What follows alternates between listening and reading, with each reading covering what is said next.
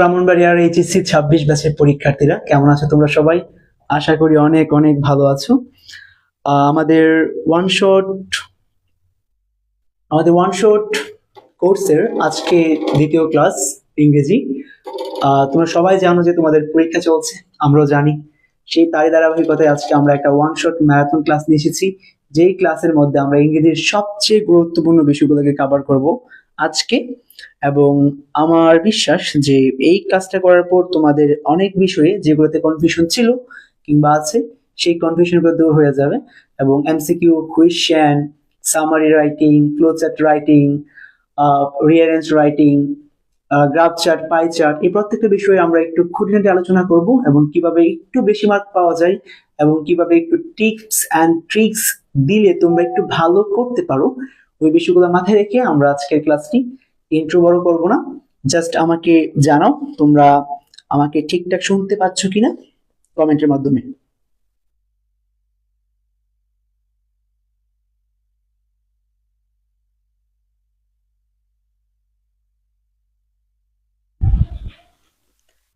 কমেন্টের মাধ্যমে জানিয়ে দাও যে আমাকে ঠিকঠাক শোনা যাচ্ছে কিনা, তারপর আমরা ক্লাসটি শুরু করব এবং সামনে এগিয়ে যাব।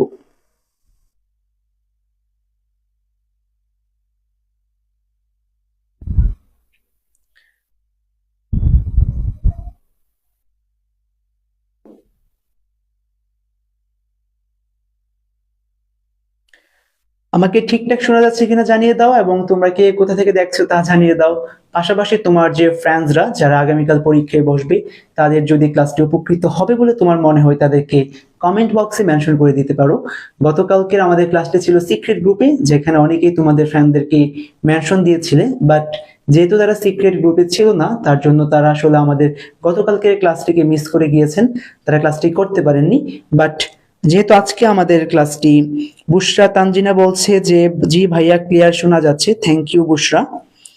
আচ্ছা, তো আজকের ক্লাসটি যেহেতু সবার জন্য ওপেন, উন্মুক্ত, আমাদের পেজ থেকে নেওয়া হচ্ছে, তাই তোমরা যত পারো তোমাদের ফ্রেন্ডদেরকে মেনশন করে দিতে পারো কমেন্ট বক্সে, যাতে করে তারাও ক্লাসটি পেতে পারে এবং ইংরেজির ছোট ছোট বিষয়গুলোতে যেখানে তাদের কনফিউশন রয়েছে সেই কনফিউশনগুলো দূর করে ফেলতে পারে এবং আগামীকাল পরীক্ষায় খুব ভালো একটা লাইক মার্ক সিকিউর করতে পারে। তো ইরিশা খানম, জি ভাইয়া ক্লিয়ার শোনা যাচ্ছে, thank you, fine, I am audible, okay fine. আমাকে যদি শোনা যাচ্ছে তাহলে ক্লাসটা আমি শুরু করে দিতে পারি। তার মাঝে তোমরা যে কাজটা করতে পারো, ফ্রেন্ডদেরকে এখনই কমেন্ট করে মেনশন করে দাও যে ক্লাসটি চলছে। তো আমরা শুরু করি। দেখো, আজকের ক্লাসটি আমরা শুরু করব এমসিকিউর মাধ্যমে। এমসিকিউতে আনসার করতে গেলে আমরা অনেক সময় কিছু টিপস এবং ট্রিক্স জানি না বিদায় অনেক মার্ক ছেড়ে আসি। আমরা আসলে একটু মাথাটা যদি খেলিয়ে আনসার করতে চাই, তাহলে কিন্তু ইজিলি 5-এ 5 পাওয়া খুবই খুবই পসিবল। বাট দেখা যায় কিছু ক্ষেত্রে এমসিকিউটা আমাদের কমন না পড়লে আমরা এটাকে স্কিপ করতে চাই। আমাদের মনে হয় যে এটা আমরা পারবো না, কিংবা আমরা ভুলটা দাগিয়ে চলে আসি। কিন্তু এমসিকিউ দাগানোর ক্ষেত্রে কিছু বিষয় যদি আমাদের মাথায় থাকে, তাহলে সেই ক্ষেত্রে তোমরা কিন্তু 1, 2, 3 মার্ক যেটা কাটা যায় এমসিকিউ থেকে, ওইটা আসলে আর কাটা যাবে না এবং তোমরা খুব ভালো করে এই মার্কটাকে সিকিউর করতে পারবে। দেখো, এমসিকিউর এইচএসসি শিক্ষার্থীদের প্যাসেজ থেকে এমসিকিউ সমাধান করার কিছু টেকনিক রয়েছে, আমরা সামনে আগাবো এবং বলবো। দেখো, 1 নম্বর যে মেথডটা রয়েছে, রিভার্স মেথড বা উল্টো নিয়ম।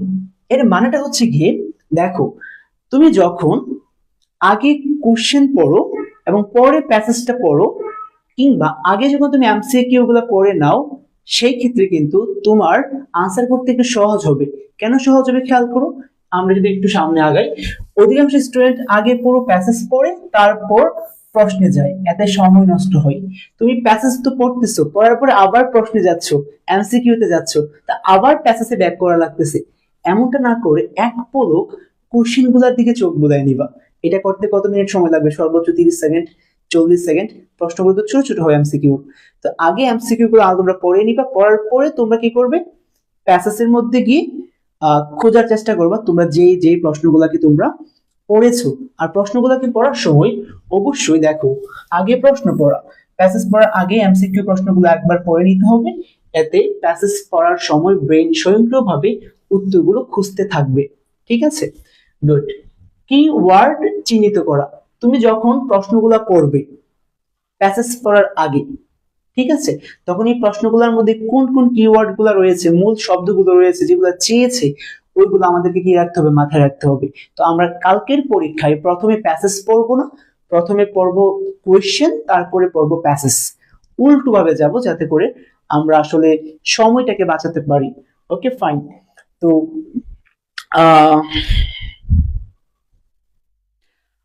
ইরিশা খানম তার ফ্রেন্ডকে মেনশন দিয়েছে, তোমরা অনেকের ফ্রেন্ডকে মেনশন দিয়েছো, thank you very much. And ক্লাসটিকে একটু সবার মধ্যে ছড়িয়ে দেওয়ার জন্য তোমাদের যেই কাজটা করতে হবে, just put your friends name in the comment box so that he or she can watch the whole class and get benefited.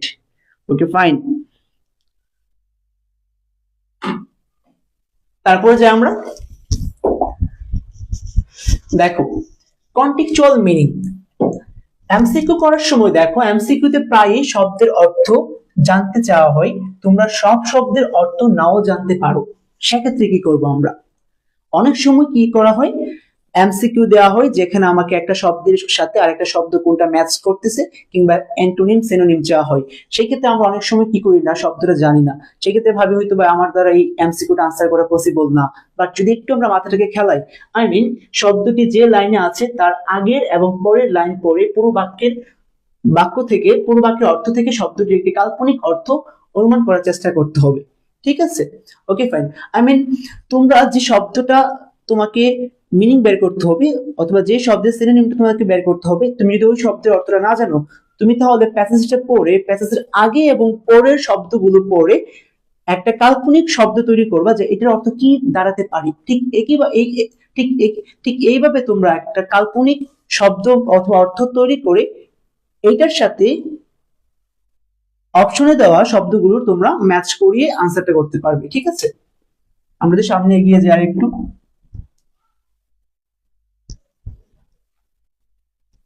আচ্ছা, এলিমিনেশন মেথড, বর্জন পদ্ধতি, এটা কিন্তু একটা ভালো পদ্ধতি। আমি আমার লাইফে অনেক ক্ষেত্রে যখন এমসিকিউ কমন পাইনি, আমি এই মেথডটা অনুসরণ করেছি। দেখো অপশন কিন্তু 4টা থাকবে, বাট 4টার মধ্যে কিন্তু 3টা অপশন থাকবে ভুল, একটা অপশন থাকবে সঠিক। তুমি হয়তো সঠিক অপশনটি নাই জানতে পারো, বাট আমরা অনেকে কিন্তু ভুলটাকে বের করে ফেলতে পারি যে এইটাকে বাদ দেওয়া যায়। ঠিক এই বাদ দেওয়ার পদ্ধতির মাধ্যমে কিন্তু আমরা খুব সহজেই সঠিক এমসিকিউটাকে দেখাতে পারি। দেখো কি বলা হচ্ছে এখানে, যে অপশনগুলো প্যাসেজের তথ্যের সাথে একদমই মেলে না সেগুলো আগে বাদ দিতে হবে। সাধারণত 4টি অপশনের মধ্যে 2টি সহজে বাদ দেওয়া যায়, বাকি 2টির মধ্যে তুলনা করলে সঠিক উত্তরটি পাওয়া যায় এবং পাওয়া সহজ হয়। ঠিক আছে, তো আমরা যে কাজটা করবো যে 4টা অপশনের মধ্যে সম্ভাব্য যে অপশনগুলোকে ভুল মনে হবে ওইগুলোকে ক্রস আউট করে যেটা সঠিক ওইটা আমরা আনসার করব। সবসময় যে সঠিকটাকে জানতে হবে তা না, ভুলগুলো জানার মাধ্যমে কিন্তু সঠিকটাকে খুঁজে পাওয়া যায়। ঠিক আছে, সামনে এগোনো যাক। ওকে ফাইন, আমরা এমসিকিউর কিছু ট্রিক্স এবং টিপস জানলাম যেগুলো তোমাদের পরীক্ষায় আগামীকাল অনেক অনেক হেল্প করবে আমার বিশ্বাস। এখন দেখবো আমরা কোয়েশ্চেন আনসার করার সময় আমরা কোন কোন মেথড গুলো ফলো করতে পারি এবং কোন কোন ভুলগুলো আমরা এতদিন করে আসছি যেগুলো দূর করা উচিত। তার আগে আমি দেখে নিব তোমরা কে কতজন ফ্রেন্ডকে মেনশন করেছো। ঠিক আছে, এই ক্লাসটা খুব ইম্পর্টেন্ট, সবগুলো ইম্পর্টেন্ট বিষয় একসাথে আমরা জড়ো করেছি ফার্স্ট পেপারে এ প্লাস পাওয়ার জন্য কিংবা অন্তত পাস করার জন্য। এই ক্লাসটি কিন্তু যথেষ্ট। দেখি কে তোমাদের কোন কোন ফ্রেন্ডদেরকে তোমরা মেনশন দিয়েছো কমেন্ট বক্সে। আয়েশা বিন তাজিস তার ফ্রেন্ডদেরকে মেনশন দিচ্ছে, ইরিশা খানম তার ফ্রেন্ডদেরকে মেনশন দিচ্ছে, ওয়ালাইকুম আসসালাম ইরিশা। যারা তার ফ্রেন্ডদেরকে মেনশন দিচ্ছে, থ্যাংক ইউ ভেরি মাচ। তোমরা ফ্রেন্ডদেরকে মেনশন দাও, আমরা ক্লাসটি সামনে এগিয়ে নিয়ে যাই। ওকে ফাইন, তো কোশ্চেন সমাধান করার কিছু টেকনিক আমরা দেখবো এখন। কোশ্চেন কিন্তু আমাদের 1 নং এ পার্ট 2 তে আসে। সঠিক টেন্স বজায় রাখা, এই শুধুমাত্র একটা ভুলের জন্য অনেক অনেক মার্ক কাটা যায় এবং এই ভুলটা প্রায় সময় অনেক স্টুডেন্টরা করে থাকেন। ইভেন আমার যারা স্টুডেন্ট রয়েছে তারা কিন্তু এই ভুলটি করে অভ্যস্ত। আমি প্রায়ই বলি যে টেন্সটাকে অবশ্যই মেনটেন করতে হবে। আচ্ছা, বিষয়টা একটু ক্লিয়ার করি, সামনে এগোনো যাক। দেখো প্রশ্নে যে টেন্স ব্যবহার করা হয়েছে উত্তরে অবশ্যই সেই টেন্স ব্যবহার করতে হবে, এটি সবচেয়ে সাধারণ ভুল। যেমন ধরো যদি প্রশ্নে ডাস মানে প্রেজেন্ট টেন্সে থাকে, প্রেজেন্ট টেন্সে উত্তর করতে হবে, ঠিক আছে। প্রশ্ন যদি ডিড দিয়ে করা হয়, পাস্ট টেন্সে করা হয়, তাহলে পাস্ট টেন্সে উত্তর করতে হবে। তো ওদের একটু লিখি বুঝিয়ে দিই। ধরো when does she go, তো এমন একটা প্রশ্ন করা হলো when does she go, সে কখন যায়, বাট তুমি আনসার করলে এভাবে she went, সে যায় তারপর এক্সটেনশন দিলা, বাট এই উত্তরটা কিন্তু ভুল হবে। তোমাকে প্রশ্নটা করা হয়েছে প্রেজেন্ট টেন্সে, বাট তুমি আনসার করেছো কোন টেন্সে, পাস্ট টেন্সে। কিন্তু এই ভুলটা তোমরা অনেকে কমই করে থাকো, বাট যে ভুলটা সবচেয়ে বেশি করো ওইটা আমি তোমাকে একটু দেখাচ্ছি, ঠিক আছে। ধরো where did শিল্পী গো, শিল্পী কোথায় গিয়েছিল, বাট এটা কিন্তু পাস্ট টেন্সে প্রশ্নটা করা হয়েছে, ডিড শিল্পী গো, বাট আমরা যখন আনসার করি আমরা অনেকে এভাবে লিখি শিল্পী গোস, তারপর এভাবে লিখি। বাট শিল্পী গোস লিখলে কিন্তু হবে না, কারণ যেহেতু প্রশ্নটা করা হয়েছে পাস্ট টেন্সে, উত্তরটা লিখতে হবে কোন টেন্সে, পাস্ট টেন্সে। তাহলে কি হবে বলতো, শিল্পী ওয়েন্ট, ওয়েন্ট দিয়ে আমাদেরকে সামনে এগিয়ে যেতে হবে। তাই যে ভুলটা করা যাবে না, টেন্সের ক্ষেত্রে অবশ্যই মনোযোগ রাখতে হবে যখন তুমি কোশ্চেনে আনসার করতেছো। বেশিরভাগ টিচার এই ভুলটার জন্য সবচেয়ে বেশি মার্ক কেটে ফেলে। সামনে আগানো যাক। আচ্ছা, এটা একটা ইম্পর্টেন্ট বিষয়। দেখো অনেকে কিন্তু আমরা কোশ্চেনটা একটু বোঝার পরে আমরা প্যাসেজ থেকে আনসারটাকে খোঁজার ট্রাই করি, এটা ভালো বিষয়, খারাপ কিছু না। বাট প্যাসেজ থেকে আনসারটা খোঁজার পর আমরা একদম হুবহু লিখে দিই, এইটা না করে কিন্তু আমরা যে কমন কিছু ওয়ার্ড রয়েছে যেগুলোর অল্টারনেটিভ আমরা ব্যবহার করতে পারি বা সিনোনিমাস ওয়ার্ড আমরা ব্যবহার করতে পারি, ওইগুলো করলে কিন্তু টিচার মনে করবে যে তুমি তোমার ব্রেন খাটিয়ে ক্রিয়েটিভিটি দিয়ে নিজে কিছু লেখার চেষ্টা করেছো, এবং এই বিষয়টা কিন্তু তোমার মার্ক অনেক বেশি বাড়িয়ে দিই এবং অনেক মার্ক কেটে যাওয়ার সম্ভাবনা অনেক কমে যায়। অনেকে দেখা যায় কিন্তু 5টা থেকে 5টা কোয়েশ্চেনে আনসার করেছে, বাট মার্ক কিন্তু সে 10 পাচ্ছে না, 7 পাচ্ছে, 8 পাচ্ছে। কারণ কি, এই ছোট ছোট ভুল করার জন্য। উত্তর ঠিক আছে, বাট টিচার তাও কিন্তু 1 মার্ক দিচ্ছে, 2 মার্ক দিচ্ছে না। কারণ কি, উত্তরটা সরাসরি প্রশ্নপত্র থেকে কপি করে নেওয়া হয়েছে। এই কপিটাকে এড়াই যেতে হবে কিভাবে, জাস্ট সিনোনিমাস ওয়ার্ড ইউজ করার মাধ্যমে। কি বলা হচ্ছে একটু খেয়াল করি একটু আমরা। প্যাসেজের লাইন হুবহু তুলে দিলে শিক্ষকরা নম্বর কমিয়ে দেন, তুমি নিচের কাজগুলো করতে পারো। যেমনটা বলেছিলাম, সিনোনিমাস ওয়ার্ড ইউজ করতে পারো। যেমন ধরো প্যাসেজে দেওয়া আছে ফেমাস, তুমি ইউজ করতে পারো কি ওয়েল নোন, ঠিক আছে। প্যাসেজে দেওয়া আছে বিউটিফুল, তুমি ইউজ করতে পারো চার্মিং। মানে একদম হুবহু কপি না করে নিজের মতো করে কিছু লেখা। সেন্টেন্স স্ট্রাকচার পরিবর্তন করা, প্যাসেজ যদি অ্যাক্টিভ ভয়েসে থাকে তুমি চাইলে প্যাসিভ ভয়েসে উত্তর দিতে পারো। একটু ঘুরিয়ে ফিরিয়ে লিখলে কিন্তু পুরো সেন্টেন্সটা চেঞ্জ হয়ে যায়, টিচার মনে করবে তুমি একদম নিচ থেকে লিখেছো। এটা ইম্পর্টেন্ট, টিচার চাই তুমি তোমার ব্রেন ইউজ করো। সবাই তো প্রশ্ন থেকে প্যাসেজ থেকে প্রশ্ন আনসার করবে, বাট যে স্টুডেন্টটা একটু ক্রিয়েটিভিটি দিয়ে একটু অন্যরকম করে ফেলবে, সে কিন্তু অনেক বেশি মার্ক গ্যাদার করতে পারবে, ঠিক আছে। ফাইন, সামনে এগিয়ে যাচ্ছে আমরা। আচ্ছা, এই ভুলটা অনেক স্টুডেন্টরা করে, টু দা পয়েন্ট উত্তর লিখে না। একটা প্রশ্নের উত্তর যেটা আমি 2 থেকে 3টে সেন্টেন্সে লিখলে কভার হয়ে যায়, বেশিরভাগ স্টুডেন্ট যেহেতু প্যাসেজ দেখে দেখে আনসার করে, সেই ক্ষেত্রে টু দা পয়েন্ট উত্তরটা না লিখে আশেপাশে অনেক হিবিজিবি লেখা লিখে ফেলে, যার কারণে লেখার মানটা অনেক কমে যায়। টিচার দেখে যে উত্তর পাওয়া যাচ্ছে ঠিকই, বাট টু দা পয়েন্ট উত্তর না লিখে আরো অপ্রাসঙ্গিক কথা আগে পিছিয়ে জড়িয়ে আছে, সেই ক্ষেত্রে কিন্তু মার্ক কাটা যেতে পারে। তোমাকে যে বিষয়টা খেয়াল রাখতে হবে, কোন বিষয়টা প্রশ্নে চেয়েছে সেটার দিকে ফোকাস করতে হবে এবং ঠিক সেই বিষয়ের উত্তরটাই লিখতে হবে। নট নেসেসারি যে তুমি আশেপাশে এগুলোকে তুমি লিখবে, ঠিক আছে। ফাইন। এইচএসসি তে বড় উত্তরের চেয়ে সঠিক উত্তরের গুরুত্ব বেশি। প্রতিটি প্রশ্নের জন্য 2 থেকে 3টি অর্থপূর্ণ বাক্য যথেষ্ট, অপ্রাসঙ্গিক কথা লিখে উত্তর বড় করার প্রয়োজন নেই, তাতে মার্ক কাটা যাওয়ার সম্ভাবনা রয়েছে। ওকে ফাইন, আমরা সামনে যাই। কিছু প্রো টিপস এক্সাম স্ট্র্যাটেজি, এখানে কিছু এক্সট্রা টিপস রয়েছে কোশ্চেন আনসার করার জন্য। আগে প্রশ্নগুলো ভালো করে পড়ে নাও, প্যাসেজ পড়ার আগে প্রশ্নগুলো একবার পড়ে নিলে প্যাসেজ পড়ার সময় উত্তরগুলো মাথায় দ্রুত চলে আসবে। প্রথম আমরা এটা বলেছিলাম একটু আগে, এমসিকিউ টিপস গুলো দেওয়ার সময় বলেছিলাম যে প্রথমে প্রশ্ন পড়বে, পরে কোশ্চেন পড়বে। পরে প্যাসেজ পড়বে। বোঝা গেল?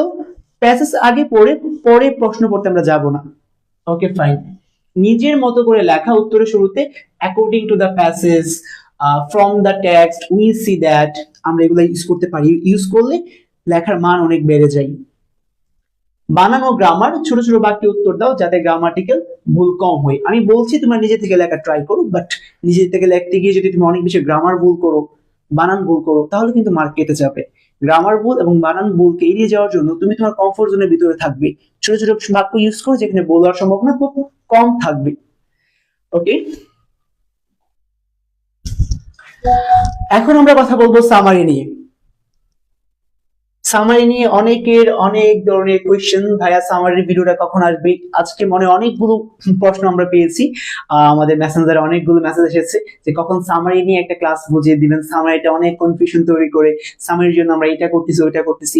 সামারির বিষয়টা আসলে আমরা অনেকে জানি না সামারি আসলে কি। আমরা অনেকে এটাই বুঝি সামারি মানে হচ্ছে গিয়ে প্যাসেজ থেকে কিছু লাইন তুলে দিয়ে চলে আসবো, এটাই সামারি। ঠিক আছে, আমার এখনো মনে আছে আমার এক স্টুডেন্ট অনেক আগে বলতেছিল যে সামারি মানে কি, সামার ডে নিয়ে কিছু লিখবো।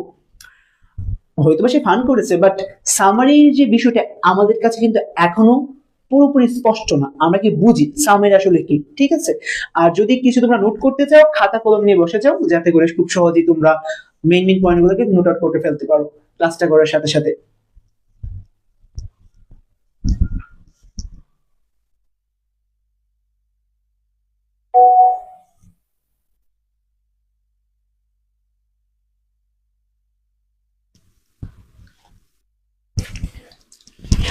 Okay fine. তো আমরা এখন দেখবো সামারি কি, সামারি লেখার নিয়মগুলো কি কি, সামারি লেখার টেকনিক গুলো কি কি, সামারি কিভাবে প্যাসেজ থেকে লিখতে হয়, আমরা উদাহরণ সহ একটা প্র্যাকটিস করব। ঠিক আছে, সামনে যাই, সামনে গিয়ে দেখি কি অপেক্ষা করছে আমাদের জন্য। প্রথম আমরা বুঝবো সামারি কি, কারণ সামারি কি এটা আমরা আসলে অনেকেই জানি না। ঠিক আছে, তো সহজ কথায় একটি বড় লেখাকে ছোট করে লেখা যেখানে শুধু আসল কথাগুলো থাকবে, ওইটি সামারি। একটা বড় লেখা এটা তুমি ছোট করে লিখবে যেখানে ওই বড় লেখার আসল কথাগুলো থাকবে, অতিরিক্ত কিছু না। একটা বড় কথা, বড় লেখাতে কিন্তু অনেক কিছু থাকতে পারে। একটা ছোট উদাহরণ তোমাকে দিচ্ছি। ধরো তুমি আজকে বাজারে গিয়েছো, তো বাজারে যাওয়ার সময় তুমি কি করেছো? প্যান্ট শার্ট পরেছো, কাপড় চোপড় পরেছো, রিক্সাওয়ালাকে ডাক দিয়েছো, রিক্সায় উঠেছো, রাস্তায় যাওয়ার সময় তোমার এক ফ্রেন্ডের সাথে দেখা হয়েছে। ঠিক আছে, তারপর তোমার তার সাথে কিছু গল্প গুজব করলা, তারপর বাজারে গেলা, বাজার করে চলে আসলা। অনেক কিছু কিন্তু ঘটেছে, বাট তোমাকে যদি বলা হয় সামারাইজ করো পুরো বিষয়টা, তুমি কিভাবে সামারাইজ করবা?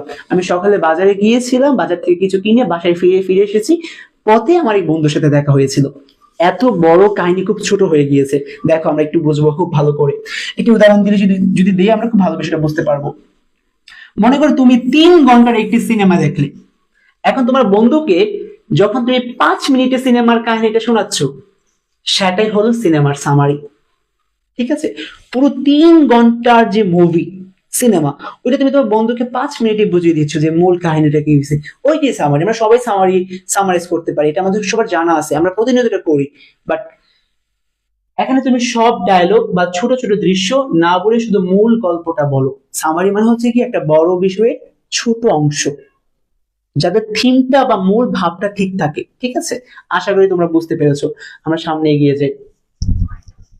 কিছু বিষয় মেনে চলতে হবে সামারি লেখার ক্ষেত্রে, যার জন্য আমরা অনেকে মার্ক ছেড়ে দেই, মার্ক পাই না ঠিকঠাক। সামারি নিয়ে অনেক কমপ্লিট ভালো করে দিয়েছি, বাট পুরো মার্ক আসে না, কারণ এই ভুলগুলো আমরা অনেকে করি।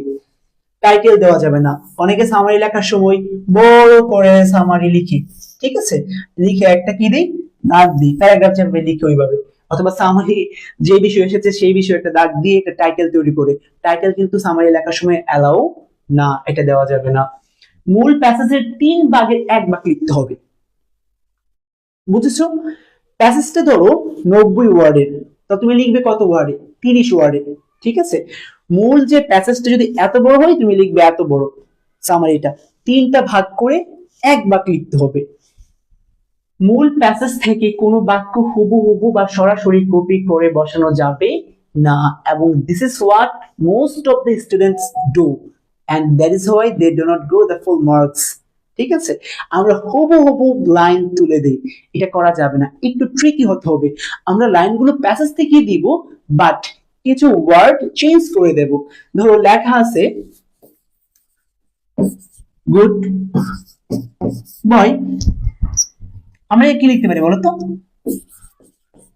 Not a bad boy. ধরো এই লেখাটা প্যাসেজে লেখা আছে, বাট তুমি লিখছো এটা নট এ ব্যাড বয়, একই অর্থ প্রকাশ করে, বাট তুমি কিন্তু চেঞ্জ করে লিখতে পারতেছো, তাই না? অথবা ধর প্যাসেজে লেখা আছে এইটা, I went to Dhaka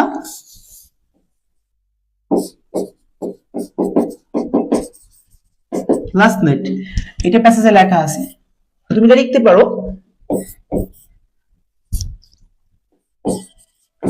last night I went to Dhaka. Last নাইটে তুমি আগে নিয়ে আসলা, অ্যাডভার্বটাকে আগে নিয়ে আসলা, তো একটু স্লাইটলি চেঞ্জ হয়ে যাবে, অল্প অল্প পরিবর্তন হলে কিন্তু একটা বিশাল বড় পরিবর্তন দেখা যাবে এবং পুরোপুরি প্যাসেজের সাথে মিলে যাবে না। টিচার মনে করবে তুমি নিজ থেকে লিখেছো, এবং এটি কিন্তু হওয়া দরকার। তাই আমরা যে কাজটা করবো, প্যাসেজ থেকে আমরা কখনো হুবহু লাইন তুলে দিব না, আমরা কাটছাট করবো, সিনোনিমাস ওয়ার্ড ইউজ করবো এবং হাবিজাবি করে আমরা একটু চেঞ্জ নিয়ে আসবো। ওকে, সামারি অবশ্যই একটি প্যারা লিখতে হবে, পয়েন্ট বা নাম্বারিং ফরম্যাটে লেখা যাবে না, এক প্যারা শেষ করতে হবে। আমি তো বলবো তোমরা যে পেজে মানে সামারিটা লিখবে, ওই পেজটা সবটাকে ফুলফিল করবে না, নিচের দিকে 4 আঙ্গুল বাদ রাখবে, ঠিক আছে? মানে হাফ পেজ থেকে একটু বেশি অথবা হাফ পেজের মধ্যে রেখে দিবা। আর অবশ্যই এক প্যারা লিখতে হবে, কোনো পয়েন্ট নাম্বারিং ফরম্যাট এগুলো ইউজ করা যাবে না, কখনোই যাবে না। এবং এই বিষয়গুলো তোমরা চাইলে একটা স্ক্রিনশট দিয়ে রাখতে পারো। ডান? ওকে ফাইন, আমরা সামনে এগিয়ে যাই। দেখো এখন আমরা সামারি লেখার কাঠামো লিখেছি, তোমরা চাইলে এই কাঠামোটা ইউজ করতে পারো, ইন্ট্রোডাকশন পার্ট, বডি পার্ট এবং কনক্লুশন পার্ট, এবং আমরা এই কাঠামো দিয়ে একটা সামারিকে প্র্যাকটিস করে আমরা দেখবো, ঠিক আছে, যে কিভাবে আসলে লিখতে হয়। দেখো আমরা ইন্ট্রোডাকশনে কি দেব? প্রথমে প্যাসেজের মূল ভাব বা থিম সম্পর্কে একটি সংক্ষিপ্ত বক্তব্য দিন বা দিব, যেমন the passage discusses the, প্যাসেজটা আলোচনা করছে, কি আলোচনা করছে? ধরো যদি আমরা বলি যে ফক মিউজিক, যদি প্যাসেজটা চলে আসে তাহলে ওইখানে কি আলোচনা করেছে? ফক মিউজিকের বৈশিষ্ট্য, ফক মিউজিক সম্পর্কে আলোচনা করেছে, তাহলে আমরা কি দেব? the passage discusses the facts and features about folk music.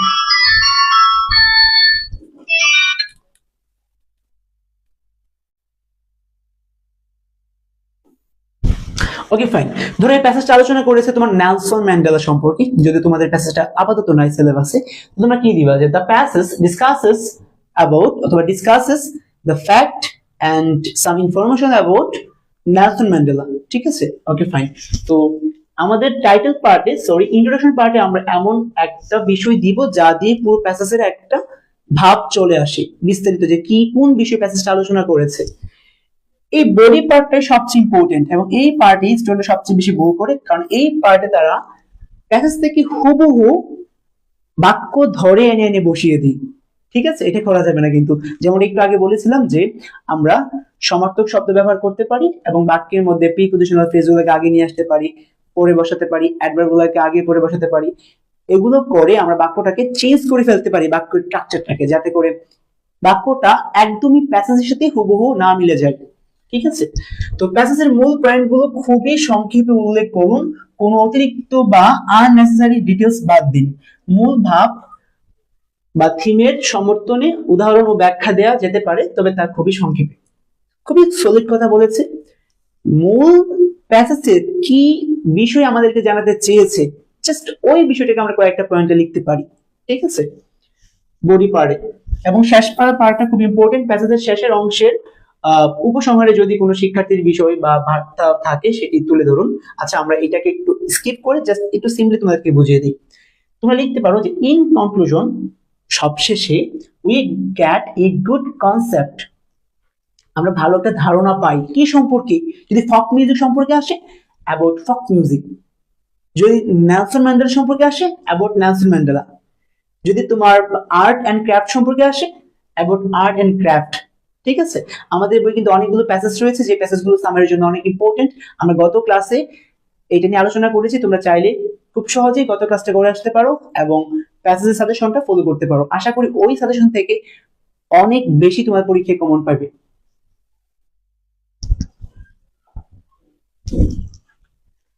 ওকে, আমরা এখন একটা প্যাসেজ থেকে সামারি লেখার চেষ্টা করব, ঠিক আছে?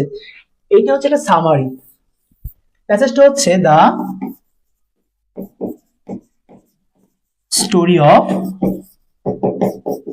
শিল্পী। আচ্ছা, তো শিল্পীর যে স্টোরিটা আমরা জানি বা প্যাসেজটা তো আমরা জানি, একটু আমরা একটু আলোচনা করি যে ওই প্যাসেজে কি কি বলছে। শিল্পী হচ্ছে একটা মেয়ে, যে মেয়েটা 15 বছর বয়সে রাশেদ নামে একজনের সাথে তার বিয়ে হয়। বিয়ে হওয়ার পর সে একটা সংস্থার সাথে যুক্ত হয়, যে সংস্থাটা বা যে প্রতিষ্ঠানটা যে মেয়েগুলা আর্লি ম্যারেজের ভিকটিম হয় তাদেরকে সাহায্য করে এবং তাদেরকে প্রেগনেন্সি সম্পর্কে জানায়, এর ক্ষতিকর দিকগুলো সম্পর্কে জানায়। যদি আর্লি ম্যারেজে তারা প্রেগনেন্ট হয়ে যায়, সেই ক্ষেত্রে কোন কোন স্বাস্থ্যগত ঝুঁকিতে তারা পড়তে পারে, এই বিষয়গুলো সম্পর্কে ওই গ্রুপটা তাদেরকে ইনফর্ম করে। তো এক সময় শিল্পী তাদের একটা সেশনে যায়, গিয়ে জানতে পারে যে আর্লি ম্যারেজের পর যদি কোনো মেয়ে খুব অল্প বয়সে প্রেগনেন্ট হয়, তাকে অনেকগুলো শারীরিক সমস্যার মধ্যে দিয়ে যেতে হয়। এবং এগুলো জানার পরে শিল্পী ডিসাইড করলো যে সে সন্তান নিতে দেরি করবে। সে তার হাজবেন্ডকে এই বিষয়ে কনভিন্স করলো, তার হাজবেন্ড বিষয়টা বুঝতে পারলো, বাট শিল্পীর ফ্যামিলি কিন্তু বিষয়টা খুব সহজেই বুঝতে পারেনি। তারা কি করলো, এই যে কি বলা হয়, শিল্পী এবং আহ রাশেদকে জোর করতে লাগলো যাতে করে সন্তান জন্ম দেয়, যাতে করে তারা নাতি নাতনি পেতে পারে, আনন্দ করতে পারে। বাট এই প্রেশারাইজ অবস্থাটাকে শিল্পী এবং রাশেদ খুব ভালোভাবে এড়িয়ে গেল। কিভাবে? যে প্রতিষ্ঠানের সাথে তারা যুক্ত ছিল ওইখান থেকে তারা সাহায্য চাইলো, যাতে করে ওই লোকগুলো তাদের বাবা মাকে বোঝাতে পারে প্রেগনেন্সির ক্ষতিকর দিকগুলো, যদি কোনো অল্প বয়সে মেয়ে প্রেগনেন্ট হয়ে যায় সেই ক্ষেত্রে কোন কোন সমস্যায় পড়তে পারে। তো এই ছিল একটা overall picture of the passage. তো আমরা তো এত কিছু লিখতে পারবো না, আমরা এটাকে খুব সংক্ষেপে লিখবো। আমরা কি লিখবো বলতো? The passage discusses about a girl named শিল্পী। প্রথম শব্দটা আমরা কি দিব? প্যাসেজটা কি সম্পর্কে? প্যাসেজটা কি সম্পর্কে বলতো? শিল্পী সম্পর্কে। অথবা প্যাসেজটা কিন্তু আর্লি ম্যারেজ সম্পর্কেও তুমি বলতে পারো, the passage discusses early marriage অথবা bad sides of early marriage in Bangladesh. ঠিক আছে, তাহলে এই এক লাইনের মধ্যে কিন্তু পুরো প্যাসেজের অর্থটা বা মূল ভাবটা কিন্তু ফুটে উঠতেছে। এরপর আমরা দিব শিল্পীর কিছু কাজ, শিল্পী কি করেছে বলতো, এই সবগুলো কাজকে আমরা কিন্তু সংক্ষেপে লিখে ফেলবো, তাহলে কিন্তু খুব সুন্দর সামার হয়ে যাবে। যদি আমরা একটু পড়ি, the passage discusses a story of a girl named শিল্পী। এই প্যাসেজটি শিল্পী নামে একটা মেয়ের স্টোরিকে বর্ণনা করতেছে। Shilpi is a young girl from Bangladesh who gets married and 15 she becomes a victim of child marriage. সে বাল্যবিবাহের শিকার হয়। However, she joins an empowerment group. কিন্তু সে কোথায় যোগদান করে? একটা গ্রুপে যোগদান করে, যে গ্রুপ থেকে সে সাহায্যগুলো পাচ্ছিল। To fight against harmful tradition. যে সকল ঐতিহ্যগুলো আমাদের সমাজে চলে আসতেছিল, অল্প বয়সে প্রেগনেন্ট হয়ে যাওয়া, এই হার্মফুল ট্রেডিশন গুলোর বিরুদ্ধে যুদ্ধ করতে সে এই গ্রুপের সাথে যুক্ত হয়েছে।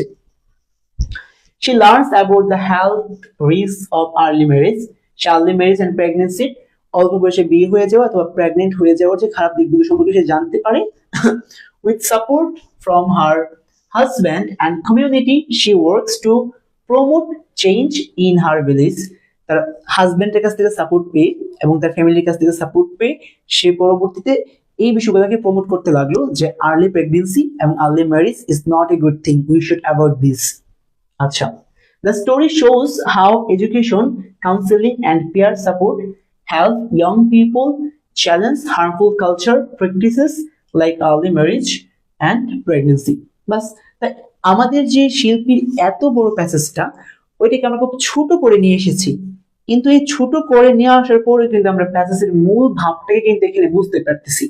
ঠিক আছে, তো তোমাদের যে কাজটা করতে হবে, পুরো প্যাসেজটা হাবি যাবে, অনেক কথা লেখা থাকবে। দেখো, শিল্পীর শাশুড়ি যে বিষয়গুলো বুঝতে চাচ্ছিল না, এগুলো কিন্তু এখানে নাই।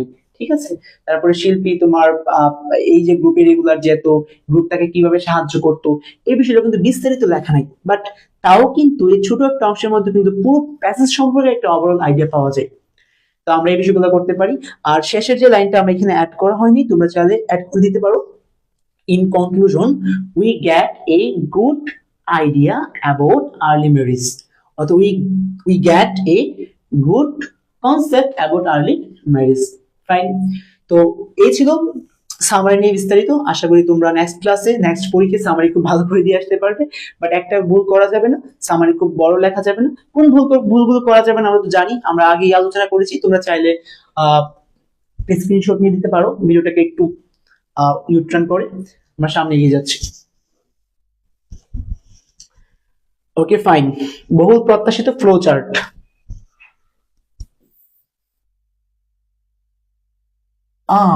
ওকে ফাইন, তো এই ফ্লো চার্ট সম্পর্কে আমরা যদি কথা বলতে চাই,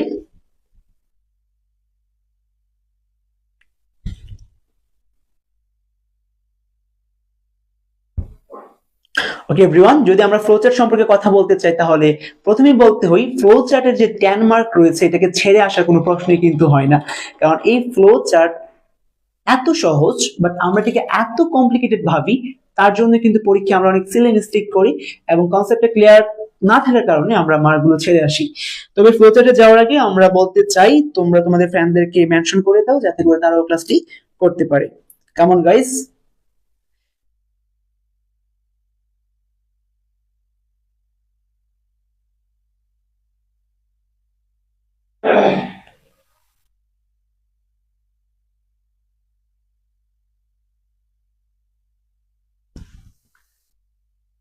ওকে ফাইন, ফ্লো চার্ট আসলে কি আমরা আগে বুঝবো। ফ্লো চার্ট মানে কি?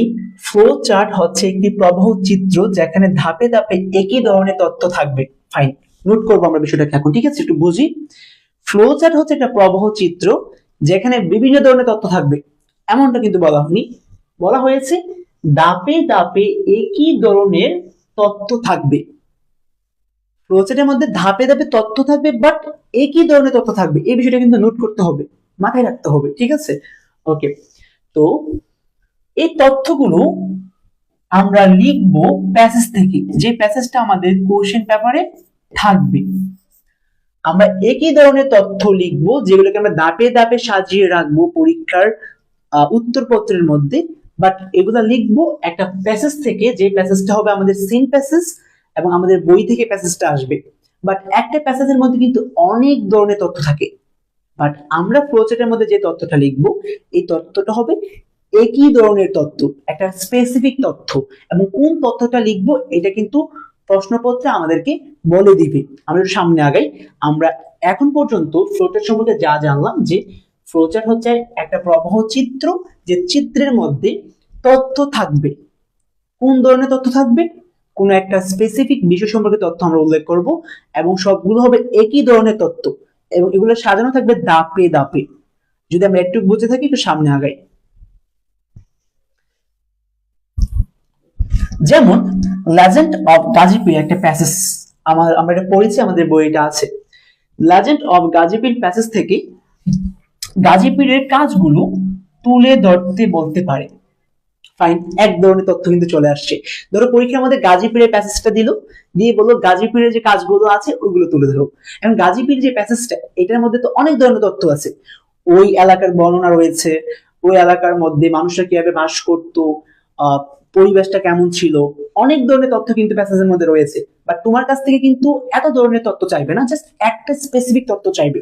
যেমন গাজীপুরের যে প্যাসেজ থেকে বলতে পারে যে এই প্যাসেজ থেকে গাজীপুরের কাজগুলো তুলে ধরো, তাহলে আমরা যে কাজটা করব, জাস্ট প্যাসেজ থেকে খুঁজে খুঁজে ধাপে ধাপে সাজাবো একই ধরনের তথ্য। কোন ধরনের তথ্য? গাজীপুরের কাজ কি, যেমন আমরা এখানে পড়েছি। আবার দেখো এআই ইন ক্লাসরুম ইউনিট 1 এর খুব ইম্পর্টেন্ট একটা প্যাসেজ, এআই ইন ক্লাসরুম। এখন এই প্যাসেজ থেকে বলতে পারে যে এআই এর ভালো দিক এবং খারাপ দিকগুলো তুলে ধরতে বলতে পারে, ঠিক আছে? তাহলে এই এআই সম্পর্কে এই প্যাসেজের মধ্যে বিস্তারিত অনেক হাবিজাবি আলোচনা করেছে, বাট তোমার কাছ থেকে এত ধরনের তথ্য চাইবে না, শুধুমাত্র এক ধরনের তথ্য চাইবে। বলে দিবে যে এআই এর ভালো দিক এবং খারাপ দিকগুলো তুলে তুলে আপনি নিচে নিচে সাজিয়ে লিখুন, ধাপে ধাপে সাজিয়ে লিখুন। তাহলে দেখো তো, তখন কিন্তু আমরা ওই প্যাসেজ থেকে জাস্ট এআই এর ভালো দিক এবং খারাপ দিকগুলো সাজিয়ে লিখলে কিন্তু হয়ে যাবে। বাট বিষয়টা এত সহজ না, তার জন্য আমাদের আরো কয়েকটা স্লাইড রয়েছে, পিছনের দিকে আমরা সবগুলো দেখবো বিস্তারিত। আবার ধরো ফক মিউজিক প্যাসেজ থেকে ফক মিউজিকের বৈশিষ্ট্যগুলো তুলে ধরতে বলতে পারে। এবং এই যে এই পেজের বেসিকটা হচ্ছে এইটা, ফ্লো চার্টে আমরা তথ্য লিখব, প্যাসেজ থেকে, যে প্যাসেজটা আমাদের মেইন বই থেকে কোশ্চেন পেপারে দেওয়া থাকবে, বাট প্রশ্নপত্রে আমাদেরকে অনেক ধরনের তথ্য চাইবে না, একটা সিঙ্গেল তথ্য চাইবে। এই সিঙ্গেল তথ্যটা আমরা কি করব, ওইখানে লিখবো, ঠিক আছে, বা আমাদের উত্তরপত্রে লিখতে হবে। যেমন গাজী পীরের কাজগুলো চাইছে, এক ধরনের কাজ। এআই এর ভালো দিক খারাপ দিকগুলো চাইতে পারে, দুই ধরনের কাজ। ফক মিউজিক সম্পর্কে তো অনেক কথা বলেছে প্যাসেজের মধ্যে, বাট তোমাকে চাইতে পারে ফক মিউজিকের বৈশিষ্ট্যগুলো তোমরা লিখে ফেলো যতটুকু। ওকে ফাইন, আমরা সামনে এগিয়ে যাই আর একটু ডেপথ আলোচনা করি। ওকে,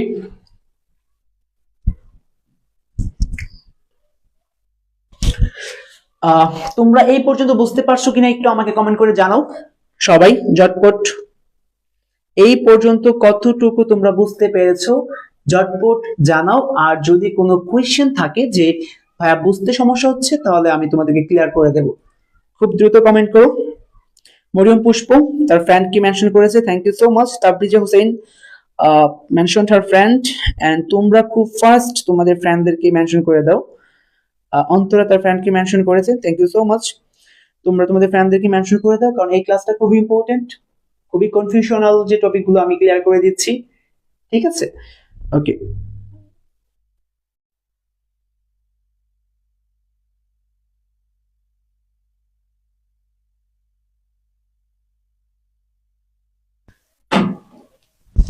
ওকে ফাইন। এখন দেখবো আমরা যেভাবে পরীক্ষায় আসবে। পরীক্ষায় আমাদেরকে এখানে একটা প্যাসেজ দেওয়া থাকবে এবং আমাকে বলবে যে write a flow chart showing, দেখিয়ে একটা ফ্লো চার্ট লিখো, দেখিয়ে মেনশন করে অথবা হাইলাইট করে, এই তিনটার একটা থাকতে পারে, ঠিক আছে। তুমি একটা ফ্লো চার্ট লিখো, হাইলাইট করে, দেখিয়ে অথবা উল্লেখ করে। কোনগুলো? দ্য অ্যাক্টিভিটিস অফ গাজীপীর, গাজীপীরের অ্যাক্টিভিটিস গুলো তুমি তুলে ধরো। One has been done for you, you তোমার জন্য একটা করে দেওয়া আছে, গুড, ভেরি গুড। প্যাসেজটা দেওয়া থাকবে, একটা কোশ্চেন দেওয়া থাকবে, আমাদেরকে একটা চিত্র দেওয়া থাকবে, আমরা এখন লিখবো। আচ্ছা, তো দেখো তো কোন ধরনের তথ্যগুলো চেয়েছে। আমি বলেছিলাম কিন্তু এক ধরনের তথ্য চাইবে। গাজীপীরের যে প্যাসেজ থেকে আমাদেরকে এক ধরনের তথ্য চেয়েছে এই প্রশ্নে। গাজীপীরের কাজগুলো তুলে ধরতে হবে। তো গাজীপীরের কাজগুলো কি কি, একটা এখানে লিখে দিয়েছে আমাদের জন্য, স্প্রেডিং ইসলাম, সে ইসলাম ধর্ম ছড়িয়েছে, ইসলাম ধর্ম প্রচার করেছে, একটা কাজ। তোমার যে কাজ হবে, তুমি নিচে নিচে লিখবে, একটা বক্স, দুইটা বক্স, তিনটা বক্স, চারটা বক্স, পাঁচটা বক্স, নিচে নিচে লিখবে জাস্ট গাজীপুরের কাজগুলোকে। তাহলে এরপর এটাতে কি হবে বলো তো? গাজীপুরের আরেকটা কাজ বলো, সে কুমিরের সাথে যুদ্ধ করেছিল, মনে আছে? তাহলে ফথ এগেইনস্ট ক্রোকোডাইলস। বাট এইখানে একটা বিষয় খেয়াল রাখতে হবে, প্রথম শব্দটি যেভাবে শুরু হয়েছে, পরের শব্দগুলো, পরের বাক্যের প্রথম শব্দটা ঠিক একইভাবে শুরু হবে। এখানে কি রয়েছে? স্প্রেডিং ইসলাম, ইসলাম ধর্ম ছড়িয়েছে, ভার্বের সাথে কি রয়েছে? আইএনজি। তো তুমি যদি দাও ফথ এগেইনস্ট ক্রোকোডাইল, ভুল হয়ে যাবে কিন্তু, কারণ এইখানে আমাকে লিখতে হবে ফাইটিং এগেইনস্ট ক্রোকোডাইলস, ঠিক আছে। ঠিক একইভাবে গাজীপুরের প্রত্যেকটা কাজ লেখার সময় তোমাকে অবশ্যই প্রথম যে বাক্যটা তোমার জন্য দেয়া আছে কোয়েশ্চেন পেপারের মধ্যে, ওইটার দিকে একটু নজর দিয়ে দেখতে হবে যে ওই বাক্যের প্রথম শব্দটি কিভাবে শুরু হয়েছে। ওকে ফাইন, আমরা এখন 2 নম্বর প্রশ্নটা একটু দেখে যাই যে কিভাবে আসতে পারে পরীক্ষায়। আবার একটা প্যাসেজ দেওয়া থাকতে পারে, প্যাসেজের পরে আমাদেরকে এভাবে লেখা থাকবে, write a flow chart showing, mentioning, highlighting the features of folk music, one has been done for you। তোমার জন্য একটা করে দেওয়া হয়েছে, তুমি ফক মিউজিকের যে বৈশিষ্ট্যগুলো রয়েছে ওই বৈশিষ্ট্যগুলো তুমি উল্লেখ করো। আচ্ছা, ভেরি গুড। তাহলে দেখো তো একটা দেয়া আছে, আমি এখন যে কাজটা করবো, এভাবে নিচে নিচে করে আরো কয়টা লিখবো? 5টা লিখবো। 1 2 3 4 5, 5টা খালি ঘর বাকি রয়েছে, প্রত্যেকটাতে 2 মার্ক করে। তো আমার কাছ থেকে কিন্তু ফক মিউজিক সম্পর্কে একটা স্পেসিফিক তথ্য চেয়েছি। কি তথ্য? ফক মিউজিকের বৈশিষ্ট্যগুলো কি কি। এখন আমাকে তো বৈশিষ্ট্যগুলো জানতেই হবে, মুখস্থ জানতে হবে এমন না, তোমাকে আগে থেকে পড়া থাকলে তুমি বুঝবে যে ফক মিউজিকের বৈশিষ্ট্যগুলো এগুলো এগুলো আমি পড়েছি বাসার মধ্যে। তাই প্যাসেজটা কিন্তু বাসার মধ্যে ভালো করে পড়াটা খুবই খুবই গুরুত্বপূর্ণ। আর আজকে কিন্তু আমরা একটু পড়ি ফ্লোচার্টের জন্য যে প্যাসেজগুলো সবচেয়ে বেশি গুরুত্বপূর্ণ, আমরা এগুলো নিয়ে আলোচনা করবো। একটা লিস্ট দিয়ে দিব, তোমরা স্ক্রিনশট দিয়ে বাসায় বসে বসে প্র্যাকটিস করতে পারো। তো দেখো ফক মিউজিকের একটা বৈশিষ্ট্য কি লিখেছে, সাং বাই রুরাল পিপল, গ্রামীণ মানুষরা এই ফোক মিউজিকটাকে কি করে সাধারণত গেয়ে থাকে। ঠিক আছে, এখন এর আরো অনেকগুলো বৈশিষ্ট্য তুমি পেয়ে যাবা, বাট প্রত্যেকটা বৈশিষ্ট্য লেখার সময় তোমাকে ভার্বটাকে খুঁজে বের করতে হবে, করে ভার্বের থ্রি লিখতে হবে। মানে যখন তুমি ওই বৈশিষ্ট্যগুলো লিখবে অবশ্যই ওই বাক্যের প্রথম শব্দটা ভার্বের থ্রি হতে হবে। কারণ আমি একটু আগে বলেছিলাম যে প্রথম বাক্যটা যেটা দেওয়া থাকবে ওইটার প্রথম শব্দটা যেভাবে থাকবে আমাকে বাকিগুলো কিন্তু ওইটাই মেনটেন করে লিখতে হবে। যেমন এখানে আমরা বলেছিলাম যে স্প্রেডিং যেহেতু আছে, গাজীপুরের বাকি কাজগুলো দেখার সময় কিন্তু আমরা ভার্ব প্লাস আইএনজি দিয়ে শুরু করতে হবে, ভার্ব প্লাস আইএনজি দ্বারা শুরু করতে হবে। বাট এখানে তো আর ভার্ব প্লাস আইএনজি দ্বারা শুরু করে নাই, এখানে শুরু করেছে ভার্বের থ্রি দিয়ে। বাকিগুলো যখন আমরা লিখবো ফোক মিউজিকের বৈশিষ্ট্য আমরা কি দিয়ে শুরু করবো বলতো? ভার্বের থ্রি দিয়ে আমরা শুরু করবো সবগুলো। এক ধরনের তথ্য আমরা বসাবো, কোন ধরনের তথ্য বসাবো তা বলে দিবে, প্যাসেজ থেকে খুঁজে খুঁজে ওই তথ্যটাকে বের করতে হবে। তোমরা চাইলে পেন্সিল দিয়ে প্রশ্নটা একটু মার্ক করে করে বের করতে পারো, ঠিক আছে। দেন দেখবো যে প্রথম অংশটা কিভাবে শুরু হয়েছে, বাকিগুলো আমরা ওইভাবে লিখবো। দ্যাটস ফাইন, সামনে এগিয়ে যাই। দেখো আমরা ইতিমধ্যে কথা বলেছি যে ভার্বের ওয়ান প্লাস আইএনজি দ্বারা যদি শুরু হয় সবগুলো কিন্তু ভার্বের ওয়ান প্লাস আইএনজি দ্বারা শুরু করতে হবে। যদি ভার্বের থ্রি দ্বারা শুরু হয় বাকিগুলো কিন্তু ভার্বের থ্রি দ্বারা শুরু করতে হবে। বাট মাঝে মধ্যে দেখা যায় টু প্লাস ভার্ব ওয়ান কিন্তু থাকে বাক্যের প্রথমে, সেই ক্ষেত্রে আমাদের বাকি ড্যাশগুলো কিন্তু টু প্লাস ভার্ব ওয়ান দিয়ে কি করতে হবে? ফিল আপ করতে হবে। এখানে কি চেয়েছে একটু খেয়াল করি, এখানে চেয়েছে যে write a flow chart showing mentioning highlighting. এই তিনটার একটা পরীক্ষা থাকবে, বাট তিন ভাবে আসতে পারে, এটা থাকতে পারে, এটা থাকতে পারে, এটা থাকতে পারে, যাতে করে তোমাদের কনফিউশন না হয়ে যায়, তোমরা কনফিউজড না হয়ে যাও, সেজন্য আমি তিনটাই রেখেছি। তো showing mentioning highlighting the good and bad sides of AI. তো আমাকে একটা বিস্তারিত প্যাসেজ দেওয়া থাকবে প্রশ্নের মধ্যে, এই প্যাসেজে অনেক অনেক তথ্য থাকবে, বাট আমি যখন প্যাসেজটাকে পড়বো আমাকে ফোকাস করতে হবে এআই এর ভালো দিক এবং খারাপ দিক কোনগুলো রয়েছে। কারণ কি? কারণ আমাকে এই তথ্যটাই লিখতে বলেছে ফ্লোচার্টের মধ্যে প্রশ্নকর্তা, তা আমাকে এই তথ্যগুলোকে বের করে সুন্দর করে পাঁচটা আমি সাজিয়ে লিখে দিব জাস্ট। বাট কোনটা মেনটেন করতে হবে? সবগুলো শুরু করতে হবে verb two plus verb one দিয়ে, ঠিক আছে। ওকে ফাইন, আমরা একটু সামনে এগিয়ে যাই।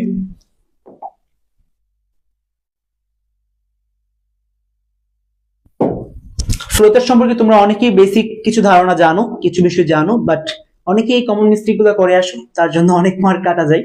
আমরা একটু যদি এই কমন মিস্টেক গুলো সম্পর্কে অবগত হতে পারি তাহলে তোমাদের মার্ক কাটা যাওয়ার চান্স কিন্তু অনেক অনেক কমে যাবে, ঠিক আছে। ওকে ফাইন, বক্সগুলোর মধ্যে এরো সাইন বা তীর চিহ্ন ব্যবহার করতে হবে। দেখো তুমি যখন এভাবে লিখবে তোমাকে অবশ্যই এই এরো চিহ্নটাকে ব্যবহার করতে হবে। অনেকে কিন্তু এরো চিহ্ন ব্যবহার করি না, তার জন্য মার্ক কাটা যায়, জাস্ট এভাবে রেখে দিই, জাস্ট এভাবে রেখে দিই, এভাবে রেখে দিলে কিন্তু মার্ক কাটা যাবে। কারণ ফ্লো চার্টের যে ডায়াগ্রামটা ওটা তৈরি হয়েছে তোমার রেক্টেঙ্গুলার দিয়ে এবং এরো চিহ্ন দিয়ে, ঠিক আছে।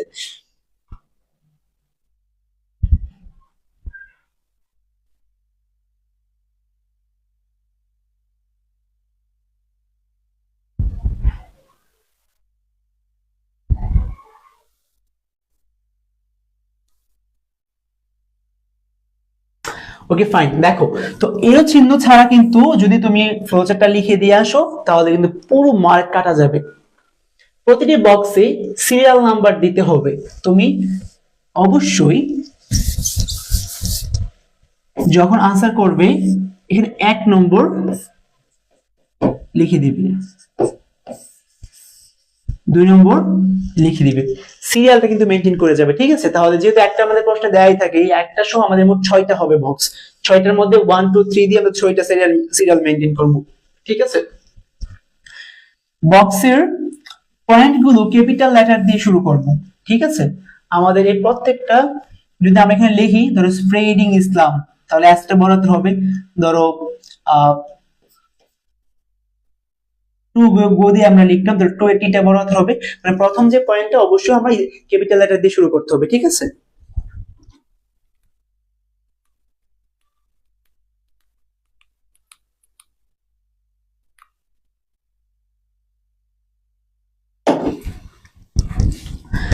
বক্সগুলোতে ফুল স্টপ দেওয়ার প্রয়োজন নেই, আমরা যখন শেষ করব লেখার পরে আমরা এখানে ফুল স্টপ দেওয়ার প্রয়োজন নেই। ফুল স্টপটা আমরা এড়িয়ে যাব, কারণ ফ্লো চার্ট মানে তোমার তথ্য কিন্তু শেষ হয়ে যাচ্ছে না, এরপরে তুমি আরো তথ্য দিচ্ছ, তার মানে তোমার তথ্য যেহেতু শেষ হয়ে যায়নি, তুমি ফুল স্টপ দেওয়ার জন্য তুমি কি অ্যালাউ না। প্রথম বক্সটিতে যে ধরনের গঠন দেওয়া থাকবে সেই অনুযায়ী অন্য সেন্টেন্স গুলো তৈরি করার চেষ্টা করতে হবে। যেমনটা বলেছিলাম, ভার্ব 1 প্লাস আইএনজি হলে verb 1 plus ING, 2 plus verb 1 হলে 2 প্লাস ভার্ব 1, ভার্বের 3 হলে ভার্বের 3। হুবহু কোনো সেন্টেন্স কপি করা বা ইউজ করা যাবে না, তবে কিওয়ার্ড গুলোর ব্যবহার অত্যাবশ্যক। ওকে ফাইন, আমরা এখন আরেকটা বিষয় বুঝবো, সেটা হচ্ছে গিয়ে অনেক সময় দেখবে তোমরা যে ভার্বের 1 তাছাড়া ভার্ব 1 প্লাস আইএনজি, ভার্বের 3, verb 1 plus ING, 2 plus verb 1 ছাড়াও কিন্তু মাঝে মধ্যে আমরা ফ্লো চার্ট শুরু হতে দেখি। যেমন এ BILLAG বিলিজ গার্ড। ধরো শিল্পী সম্পর্কে একটা আমাদেরকে ফ্লোচার্ট লিখতে বললো, স্টোরি অফ শিল্পী। তো আমাদের প্রথম যে ড্যাশটা দিয়ে দিয়েছে এই বিলিজ গার্ল সম্পর্কে, ঠিক আছে? তাহলে দেখো এখানে কিন্তু ভার্ব 1 প্লাস আইএনজি নেই, তাহলে আমরা কিভাবে করব? সেই ক্ষেত্রে আমরা সবগুলি কিন্তু আর্টিকেল দ্বারা শুরু করতে পারি। অনেক সময় আমরা আর্টিকেল দ্বারা শুরু করতে পারবো না, আমরা জাস্ট এই ক্ষেত্রে আমরা আর্টিকেল দ্বারা শুরু করতে পারি, ঠিক আছে? Article plus extension. আমরা এই ক্ষেত্রে নাউন দ্বারা শুরু করতে পারি সবগুলো, অ্যাজ রিড দ্বারা শুরু করতে পারি। যদি ভার্ব 1, ভার্ব 3 এবং verb 1 plus ING, verb 3, 2 plus verb 1 দিয়ে শুরু না হয়, যদি জাস্ট অন্যভাবে শুরু হয়, তাহলে আমরা কোনো ভার্ব ইউজ করব না। ভার্ব ইউজ না করে আমরা ওইখানে যে তথ্যটা আছে ওই তথ্যটা আমরা উল্লেখ করে দেবো, ভার্বটাকে স্কিপ করে দিই, তাহলে হয়ে যাবে, ঠিক আছে? বিষয়টা যদি তোমরা না বুঝতে পারো আমাকে কমেন্ট করে জানাও, আমি আবার বুঝিয়ে দিচ্ছি, সামনে আগাই, ঠিক আছে? আমরা একটা ফ্লো চার্ট প্র্যাকটিস করব, একটা ফ্লো চার্ট আমরা প্র্যাকটিস করব। তার আগে এই পর্যন্ত কতটুকু তোমরা বুঝেছো আমাকে একটু কমেন্ট করে জানাও, যে পয়েন্টটা তোমরা বুঝতে পারছো কিনা এই পর্যন্ত। আমরা প্র্যাকটিসে যাওয়ার আগে একটু চেক করে নেব তোমরা কে কে বুঝতে পারোনি, তাদের জন্য আমি একটা আবার রিপিট করবো ক্লাসটা।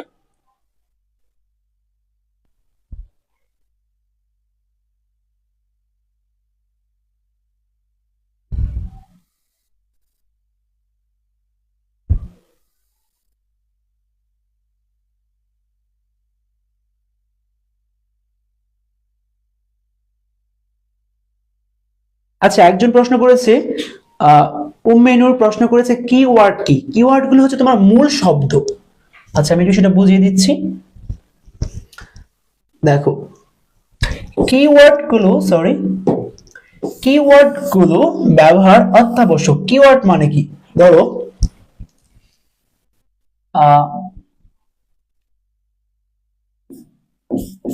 AI helps us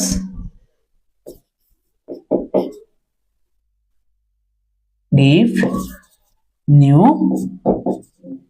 information, ঠিক আছে? ধরো এই যে লাইনটা, এটা প্যাসেজের মধ্যে দেওয়া আছে, আমি কি এখন লিখবো এ এর ভালো দিক এবং খারাপ দিক? তো এখানে একটা ভালো দিক কিন্তু আমরা এ এর পাচ্ছি, যে এ আমাদেরকে নতুন নতুন জিনিস দিয়ে কি করে, নতুন তথ্য দিয়ে আমাদেরকে সাহায্য করে। তো আমি কি এখন এই পুরোটাকে লিখে দিতে পারবো ফ্লোচার্ট হিসেবে? না, আমাকে তো এখান থেকে কিছু কিছু শব্দকে বাদ দিতে হবে, আর যে শব্দগুলো রাখতে হবে ওইগুলো কিওয়ার্ড। কিওয়ার্ড মানে কি? কি তো মানে চাবি, কে ইউআই, মানে কিওয়ার্ড তো চাবি অথবা কি মূল, আর কিওয়ার্ড মানে কি? মূল শব্দ। যে শব্দগুলোকে বাদ দেওয়া যাবে না ওইগুলো কি কিওয়ার্ড। যদি আমি এটা থেকে করতে চাই ফ্লোচার্টটা, ধরো আমার আগের যে তথ্যটা, যেই ফ্লোচার্টটা করে দেওয়া আছে প্রশ্নপত্রের মধ্যে, ধরো ওইটা দেওয়া আছে কি দিয়ে, ভার্ব 1 দিয়ে প্লাস আইএনজি দিয়ে দেওয়া আছে। তো আমি এটা থেকে লিখতে চাই, এই লাইন থেকে আমরা একটা লিখতে চাই, তো একটা দেওয়া আছে এমন HELPING, helping us in our study। আমি এটা ধরো পরীক্ষার প্রশ্নপত্রে দেওয়া আছে, আমি এখন আরেকটা লাইন পাইছি আমার প্যাসেজের মধ্যে, যেখান থেকে আমি উত্তরটা করতে চাচ্ছি। সেই ক্ষেত্রে আমি তো সবটাকে হুবহু লিখতে পারবো না, আমি just verb one plus ING দিয়ে লিখবো। তাহলে এই যে এআই হেল্প আস, এটাকে আমরা ধরো বাদ দিয়ে দিচ্ছি, জাস্ট আমরা এইখানে মূল শব্দটা রেখে দিলাম যে গিভিং নিউ ইনফরমেশন। আমাদেরকে এআই কিভাবে সাহায্য করে বলতো? সরি, যেহেতু আমাদেরকে ক্যাপিটাল লেটারে লিখতে হবে, গিভিং নিউ ইনফরমেশন, ঠিক আছে। তো কিওয়ার্ড হচ্ছে কি মূল শব্দ, যে শব্দগুলোকে বাদ দেওয়া যাবে না। আর সবটা সেন্টেন্স দিয়ে তো আমি ফ্লোচার্টটা লিখতে পারবো না, ভার্বটাকে বলতে পারি আমরা কিওয়ার্ড, যেহেতু ভার্বটা আমাদের লাগবেই যদি ভার্ব দিয়ে শুরু হয় সবগুলো জায়গায়, ঠিক আছে। বিষয়টা কি ক্লিয়ার? কনসেপ্টটা কি ক্লিয়ার হয়েছে? মেনু জানাবা, ঠিক আছে। অন্তরা, ইয়াব ভাইয়া, বুঝতে পেরেছি। Okay fine, thank you. তোমাদের আর যদি কারো কোনো প্রশ্ন থাকে, ফার্স্ট তোমরা প্রশ্ন করে ফেলো, আমরা একটু প্র্যাকটিসে যাওয়ার আগে।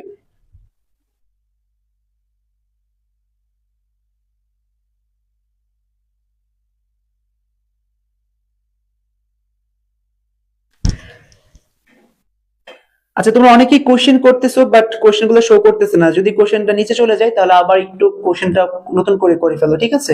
আর ফ্রেন্ডসদেরকে এখনই মেনশন করে দাও। আমরা ফ্লোচার্টটা যে শিখলাম এখন একটা প্র্যাকটিস করে দেখবো, ঠিক আছে। Okay fine.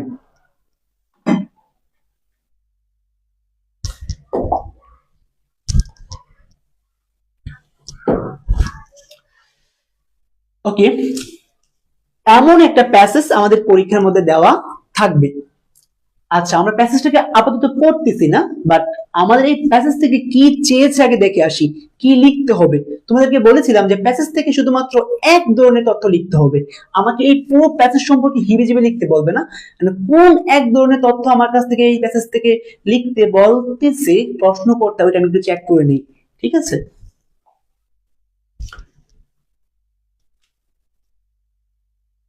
দেখো কি চেয়েছে, দেখো একটু। read the following text, টেক্সটটা পড়ো, and make a flow chart, একটা ফ্লো চার্ট তৈরি করো। ফাইন, তৈরি করব। showing, দেখিয়ে, দেখিয়ে একটা ফ্লো চার্ট তৈরি করো। কি দেখিয়ে?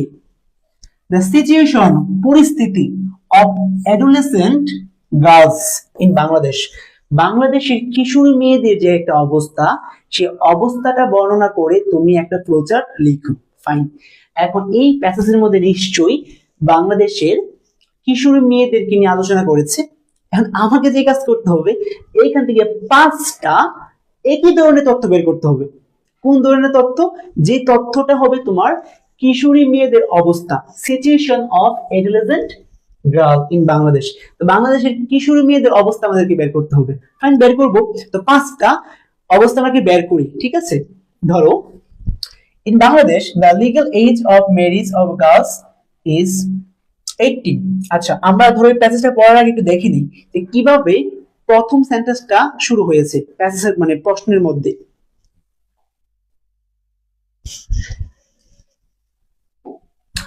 ড্রপিং আউট অফ স্কুল, আমরা একটা পরিস্থিতি পেয়ে গিয়েছি যে মেয়েগুলো, কিশোর মেয়েগুলো বাংলাদেশের অনেকেই স্কুল থেকে ঝরে পড়ে, বিশেষ করে প্রত্যন্ত অঞ্চলে, গ্রামীণ এলাকায়, যখন বাবা মা তাদেরকে ঠিকভাবে ভরণ পোষণ দিতে পারে না, পড়াশোনার খরচ যোগাতে পারে না, কিংবা বিয়ে দিতে চায়, সেই ক্ষেত্রে কিন্তু অধিকাংশ মেয়ে কি হয়ে যায়, স্কুল থেকে ঝরে পড়ে যায়।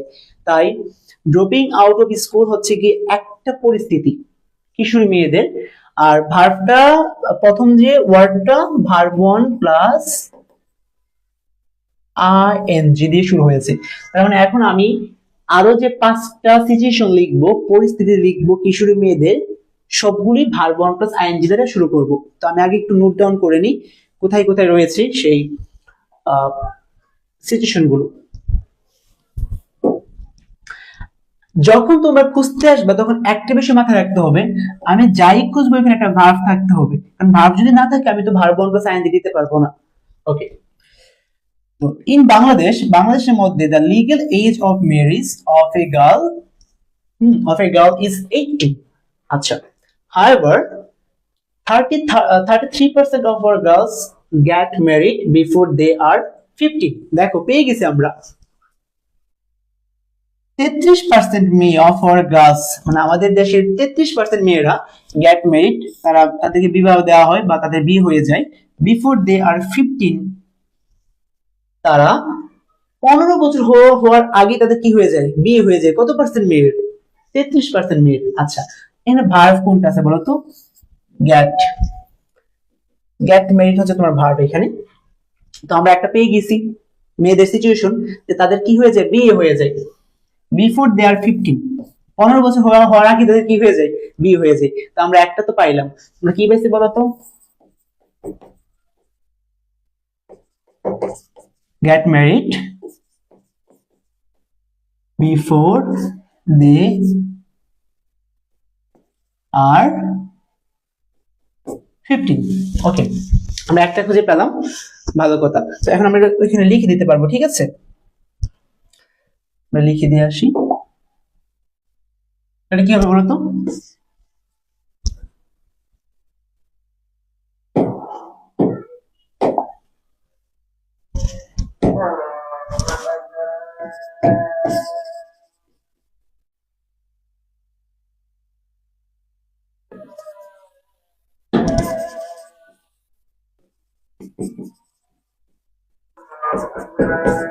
Before they are 15।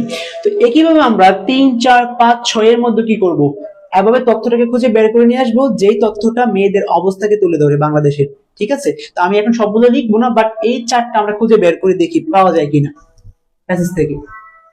আমরা একটা খুঁজে পেয়েছি, সেটা ছিল গেট ম্যারিড বিফোর দে আর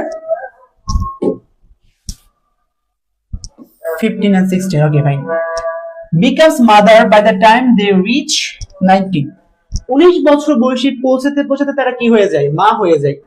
এটা একটা অবস্থা, পরিস্থিতি বা সিচুয়েশন কাদের, কিশোরী মেয়েদের। কোন দেশে? বাংলাদেশের। আমাদের কাছ থেকে তো এই তথ্যটি জানতে চাইছে যে মেয়েদের অবস্থাটা কি। তো আমরা একটা পাইলাম, তাদের যে 15 বছর বয়স হওয়ার আগে অনেকের বিয়ে হয়ে যায়, এবং 19 বছর হওয়ার আগে তাদের কি হয়ে যায়, তারা মা হয়ে যায়, সন্তান জন্মদান করে। তাহলে সেই ক্ষেত্রে আমরা ভার্ব পেয়েছি বিকাম। তাহলে আমরা কি দেব বলতো? Becoming mothers by the time they reach 19।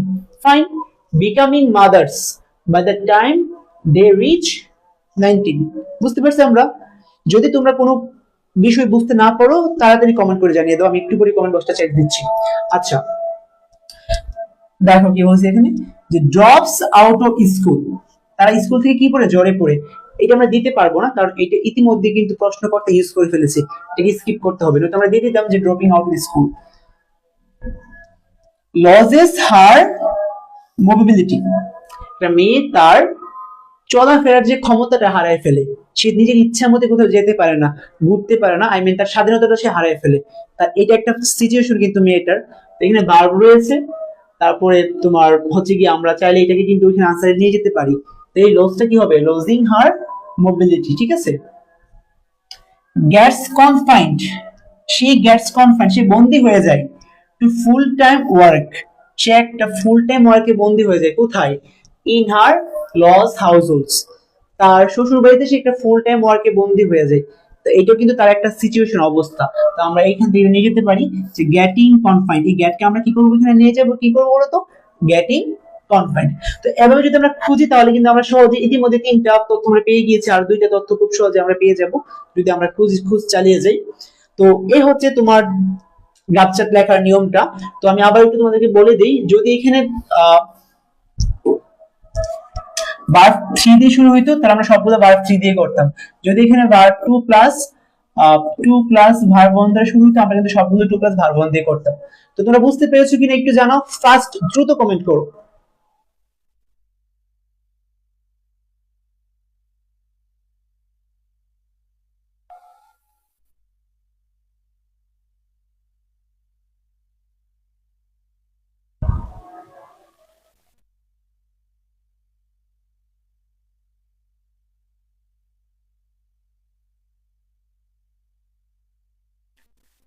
Okay fine, এখন তোমরা চাইলে খুব ফার্স্ট একটা স্ক্রিনশট নিয়ে নিতে পারো। এই প্যাসেজগুলো ফ্লো চার্টের জন্য অনেক অনেক বেশি গুরুত্বপূর্ণ, এগুলো বাইরে থেকে আসতে পারে, বাট আমার কাছে মনে হয়েছে যে তোমাদের বেশিরভাগ কলেজে এগুলো থেকেই কমন পড়ার সম্ভাবনা সবচেয়ে বেশি। ঠিক আছে, স্ক্রিনশট নিয়ে নিতে পারো। আমি এগুলো আর ব্যাখ্যা করছি না, গতকালকে যে লাইভ ক্লাসটা ছিল ওইখানে বিস্তারিত বলা হয়েছে কোন প্যাসেজগুলো প্যাসেজ 1 এর জন্য ইম্পর্টেন্ট, 2 এর জন্য ইম্পর্টেন্ট এবং কোনগুলো প্যাসেজ 3 এর জন্য ইম্পর্টেন্ট।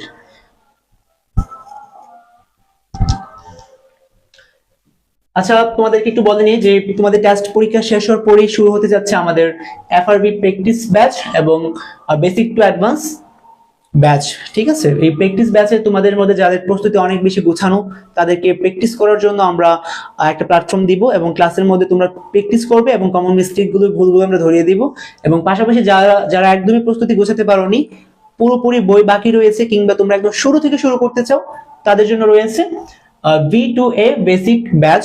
এটা আমরা বলবো যে বেসিক থেকে অ্যাডভান্স ব্যাচ। দুটো ব্যাচে চলছে, ভর্তি চলবে তোমাদের এখন থেকে ভর্তি চলছে, বাট যারা আগে ভর্তি হবে তারা পেয়ে যাবে 2000 টাকা ছাড়। আর্লি বার্ড অফার 2000 টাকা ছাড় ফর দ্য ফার্স্ট 100 স্টুডেন্টস। প্রথম 100 স্টুডেন্টদের জন্য আমরা 2000 টাকা ছাড় রেখেছি এবং ছাড় চলবে 15 ফেব্রুয়ারি পর্যন্ত। আমরা ভর্তিটাকে একটু পিছিয়ে রেখেছি যাতে করে তোমাদের পরীক্ষা শেষ হওয়ার পরে তোমরা একটু ভর্তির জন্য ভেবেচিন্তে হতে পারো, কিংবা যেহেতু একটু টাইম নিয়ে তোমরা ভর্তি হতে পারো তার জন্য ছাড়ের সময়টা একটু লম্বা সময় রেখেছি। প্রথম 100 জন স্টুডেন্ট 2000 টাকা ছাড় পাবে। তো এই দুটো ব্যাচই আমাদের শুরু হবে ফেব্রুয়ারির 15 থেকে 20 এর মধ্যে।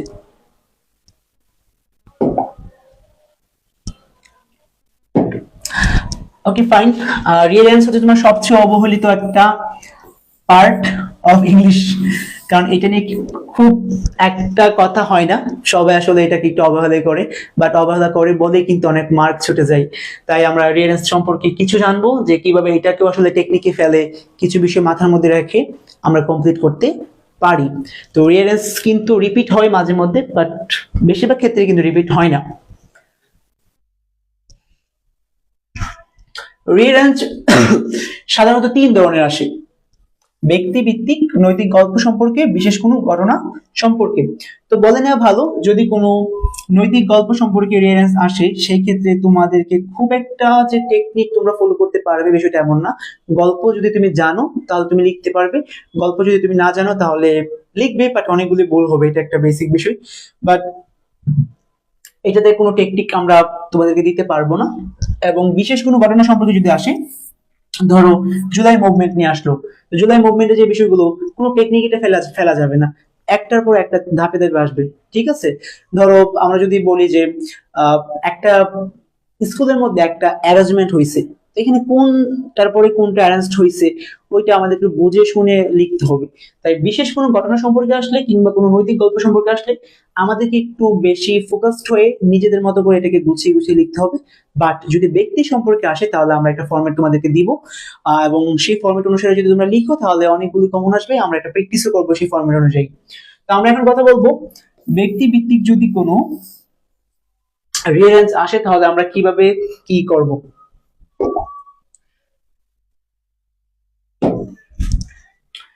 আমরা প্রথমে জন্ম ব্যক্তি পরিচয় দিব, তার জন্ম দিব, পিতা মাতার পরিচয় দিব, তার শৈশবকাল দিব, এগুলো হচ্ছে তোমার ছোটবেলার যে বিষয়গুলো।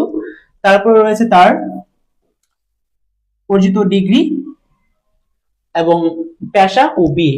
ডিগ্রি বলতে সে কোন স্কুলে পড়াশোনা করেছে, কোন কলেজে পড়াশোনা করেছে, কোন বিশ্ববিদ্যালয়ে সে গিয়েছে, এই বিষয়গুলো এখানে আলোচনা করা হবে।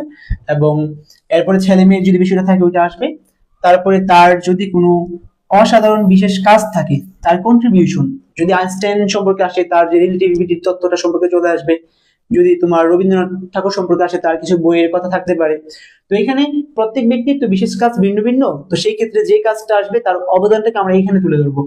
তারপরে চলে যাবো আমরা বৃদ্ধকালে। বৃদ্ধকালের পরে চলে আসবে বলো বৃদ্ধকাল, পুরস্কার, অসুস্থতা, মৃত্যু এবং মৃত্যু পরবর্তী কোনো যদি সে সম্মাননা পেয়ে থাকে ওই বিষয়গুলো। তো এই যে ফরম্যাটটা এটা একটু মেনটেন করে আমরা একটা প্র্যাকটিস করে দেখি কতটুকু আমরা আসলে ঠিকঠাক কমন ফেলতে পারি।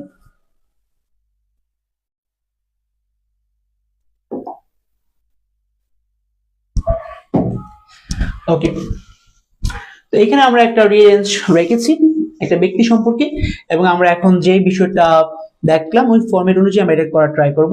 সময় বাঁচানোর জন্য আমি আনসারগুলোকে এখানে রেখে দিয়েছি যাতে করে আমরা টাইমটাকে সেভ করতে পারি। ডি হবে number 1। Doctor Mohammadullah Shahidullah was born in 24 Parganas, West Bengal in 1885। আমরা জানি যে প্রথম দিক দিয়ে তার ছোটবেলার কাহিনীগুলো উঠে আসবে। তারপর হচ্ছে তোমার A, he was one of the most renowned linguist of Bangladesh, তার পরিচয় চলে আসছে। C number, he was second to none in Bengali language and literature. তারপরে দেখি আমরা F, he passed the entrance and FA exam in. আচ্ছা, একটা বিষয় বলে রাখি আমরা, প্রথম তার জন্ম হওয়ার পরে কিন্তু তার সম্পর্কে একটা পরিচয় দিয়েছে, পরিচয় পাঠিয়ে থেকে দুইটা চলে গেছে, খেয়াল করো। He was one of the most renowned linguistic of Bangladesh, সে বাংলাদেশের অন্যতম বড় কি একজন ভাষা বিজ্ঞানী। দ্বিতীয়ত, he was second to none in Bengali language and literature, সে বাংলাদেশের সাহিত্যের একজন অদ্বিতীয় ব্যক্তি, তার সমকক্ষ আর কেউ নেই। আচ্ছা ফাইন, তো আমরা এই দুটোকে কোথায় রাখতে পারি একটু খেয়াল করো, এখানে খেয়াল করো একটু। ব্যক্তি পরিচয় এবং জন্ম, এই দুইটা কিন্তু আমরা এখন কভার করলাম। তার পরিচয় দিয়েছে এবং তার জন্ম দিয়েছে, এখানে জন্মটা প্রথমে চলে গিয়েছে, ঠিক আছে, ব্যক্তি পরিচয়টা একটু পরে আসছে। ফাইন, এখন দেখি আমরা একটু F number, he passed the entrance and FA exam in 19 আচ্ছা 1904 এন্ড 1906। তাহলে আমরা এখন যদি একটু খেয়াল করি, তারপরে চলে এসেছে তার শৈশবকাল সম্পর্কে কিছু বলে না, এটা বাদ গিয়েছে, অর্জিত ডিগ্রি চলে এসেছে, ঠিক আছে। ওকে ফাইন, যদি আমরা তারপর দেখি H number, he passed honours and MA in 1910 and 1912। তার ডিগ্রিগুলো কিন্তু এখনো চলতেছে, ঠিক আছে, সে আসলে কি কি বিষয় কোথা থেকে পাশ করেছেন এই বিষয়টা এখন চলছে। এরপর আমরা ইতে চলে যাই। ইতে বলেছে তোমার, হি জয়েন্ট যশোর জেলা স্কুল ইন 1910, তার পেশা জীবন নিয়ে কিন্তু চলে এসেছে এখন, ঠিক আছে। তার লেখাপড়া আমরা শেষ করেছি, এখন চলছে পেশা জীবনে, ওই ফরম্যাট অনুসারে কিন্তু সবকিছু আসতেছে এখন, ঠিক আছে। ই গেল। আই নম্বর যদি আমরা একটু দেখি, he joined Dhaka university as a lecturer of Bengali in 1921, সে ঢাকা ইউনিভার্সিটিতে লেকচার হিসেবে যোগদান করেছে 1921 সালে। তো ভালো কথা, এটা কিন্তু তার এখন তার ক্যারিয়ার নিয়ে আমরা কথা বলতেছি। যদি আমরা একটু নজর দিই, আমরা পেশা নিয়ে কথা বলছি এখন, ঠিক আছে। তার অর্জিত ডিগ্রি নিয়ে আমরা এখন কথা বলেছি, ফাইন। তার পিতামাতা নিয়ে কথা বলতে হয়নি, শৈশবকাল নিয়ে কথা বলতে হয়নি, জন্ম এবং ব্যক্তি পরিচয় নিয়ে আমরা কথা বলেছি, ঠিক আছে। আমরা ছেলে মেয়ে নিয়ে কথা বলিনি, তার বিশেষ কাজ আছে কিনা আমরা একটু দেখবো, চেক দিব।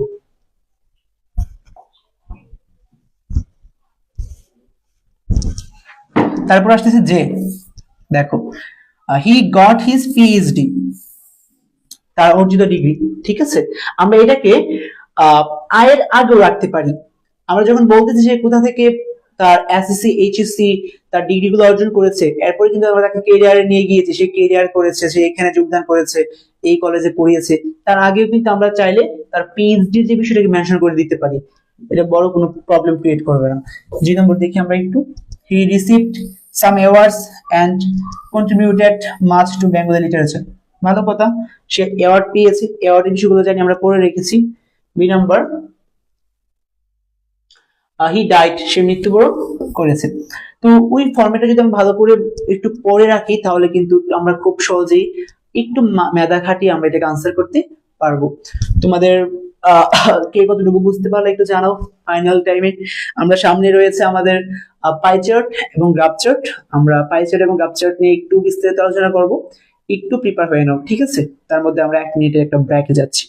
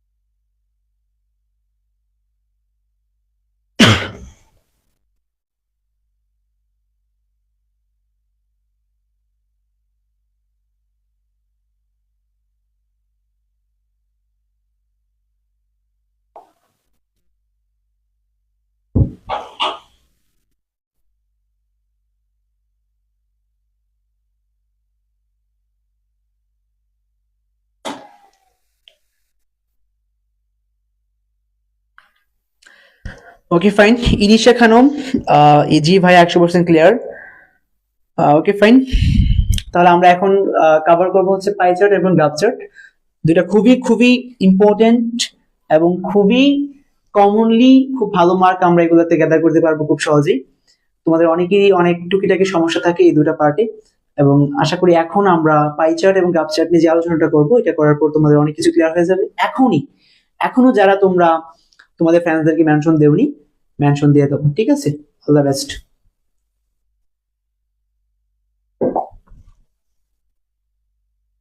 How to describe a pie chart and get full marks. আমরা প্রথমে পাই চার্ট নিয়ে আলোচনা করব। আমরা পাই চার্টে যাওয়ার আগে একটা বিষয় বলে রাখি যে এইচএসসি লেভেলে তোমাদের যে পাই চার্ট গুলো পরীক্ষার মধ্যে আসে, সবগুলো পাই চার্টকে একটা ফরম্যাটে ফেলে লেখা যায়। বাট ফরম্যাট কথাটা যখন আসে তখন কিন্তু একটা কনফিউশন তৈরি হয় যে ফরম্যাটে লিখলে কি আমি ভালো মার্ক পাবো, টিচার কি ধরে ফেলবে যে আমি ফরম্যাটে ফেলে রেখেছি? না, একদমই না। আমি তোমাদের জন্য যে ফরম্যাটটা তৈরি করেছি এটা একটা রিচার্জড করা ফরম্যাট, এবং এই ফরম্যাটে যদি তুমি লিখো ফুল মার্ক নিশ্চিত করতে পারবে পাই চার্টের মধ্যে, ঠিক আছে? এবং এটা সবাই খুব সহজে তোমরা বুঝতে পারবে, খুব ইজি একটা পার্ট আমরা রেখেছি, এবং আমরা খুব দ্রুত আলোচনা করব। এবং যদি দ্রুত আলোচনা করব তাই তোমরা যদি কোনো পার্ট বুঝতে অসুবিধা হয় ফার্স্ট কমেন্ট করে জানাবে, ঠিক আছে? ওকে, তো প্রথমেই দেখো তোমরা স্ক্রিনশট দিয়ে নিতে পারো। দ্য পাই চার্ট শোস, এরপর আমরা বিষয়ের নাম লিখে দেব। Fine. In the pie chart there are shown many categories. তারপরে বিষয়ের নাম দিবে, এবং বিষয়ের নাম দিবে উই ক্যান সি, আমরা দেখতে পাই। আমরা এখন কি দেখতে পাই বলতো? we can see highest number categories that include wait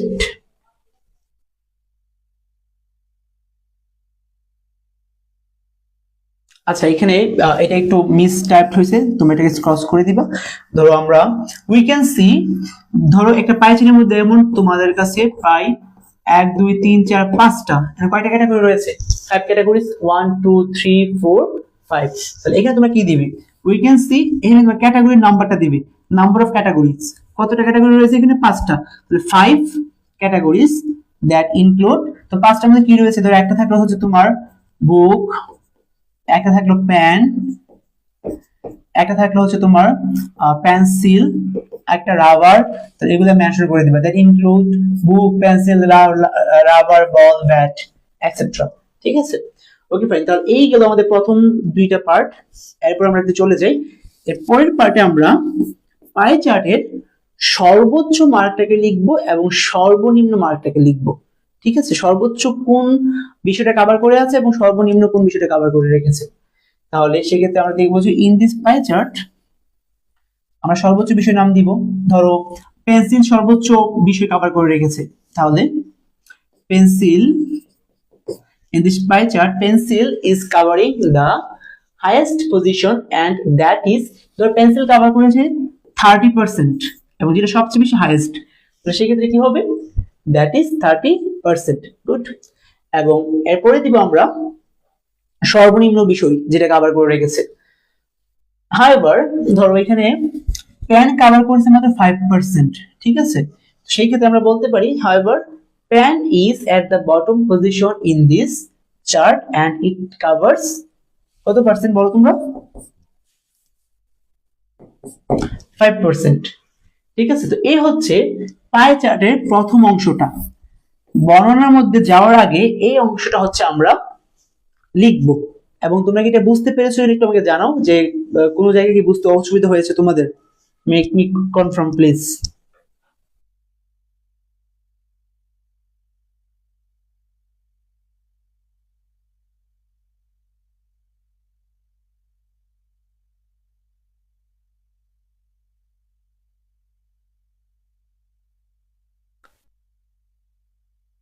Antara ji sir বুঝতে পেরেছি। Okay fine, thank you so much. আমরা সামনে এগিয়ে যাই।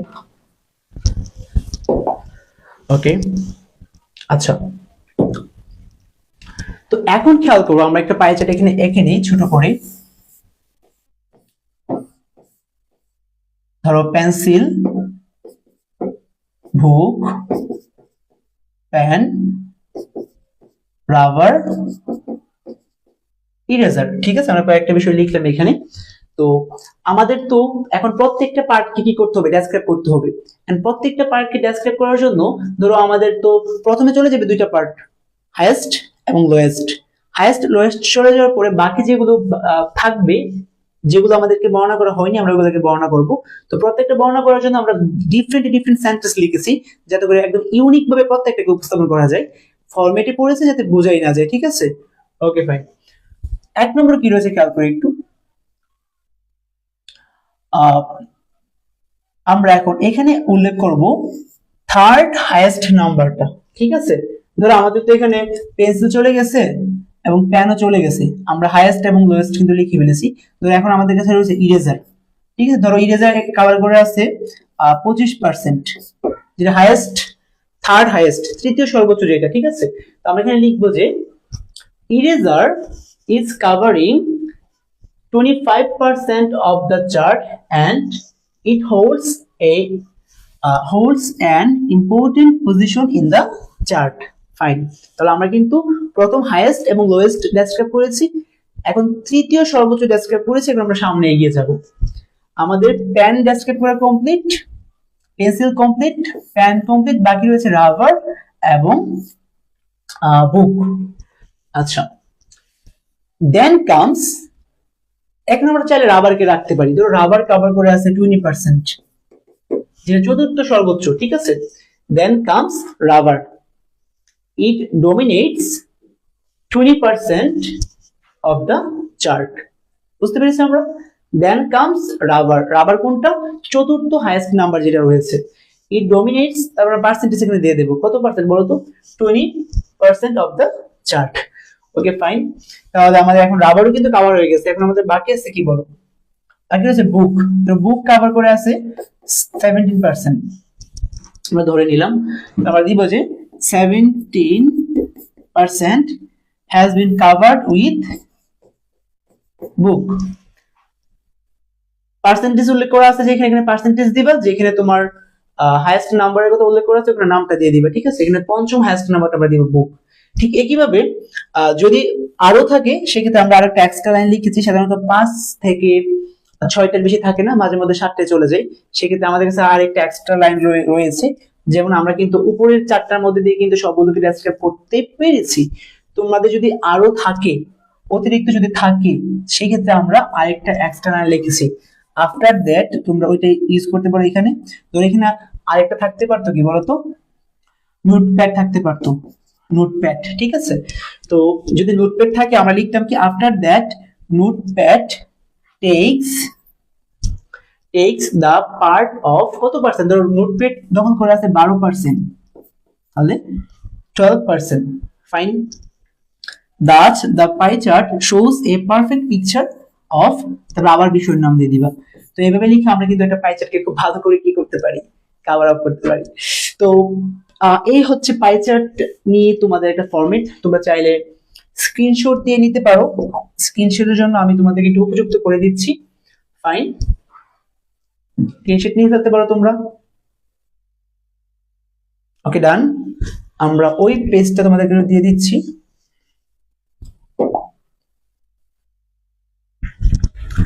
তোমরা স্ক্রিনশট নিয়ে নিতে পারো একটা।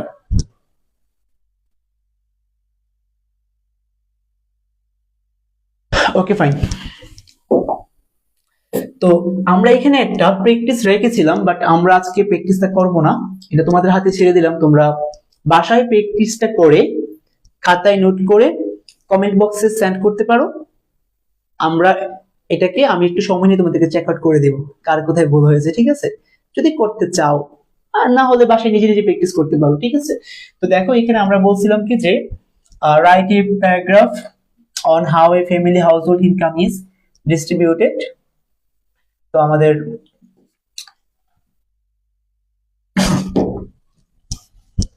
শুরু হয়েছে হাউ থেকে। হ্যাঁ, how A family household income is distributed, একটা পরিবারের মধ্যে কত দিকে খরচ হয় এই বিষয়টা বর্ণনা করার জন্য বলেছে। এখানে দেখি আমরা কতটা রয়েছে, 1 2 3 4 5 6 7টার মতো রয়েছে। তো সর্বোচ্চ এবং সর্বনিম্ন চলে যাবে 2টা, আর থাকবে 5টা। এই 5টা আমরা যে 5টা লাইন লিখেছিলাম স্পেসিফিক, ওইটা দিয়ে গণনা করব। কোন লাইনগুলো? 1 1 2 3 4 5, এই 5টা লাইন দিয়ে আমরা ওই 5টা বর্ণনা করতে পারবো। তোমরা একটা প্র্যাকটিস করো, give a shot, give a try, and তারপর দেখা যাক কার কতটুকু হলো। আমরা সামনে এগিয়ে যাই। আমরা এখন আলোচনা করব গ্রাফ চার্ট কি, how to describe a graph chart and get full marks. তার আগে একটু চেক করে নিই তোমাদের পাই চার্ট নিয়ে কারো কোনো সমস্যা আছে কিনা।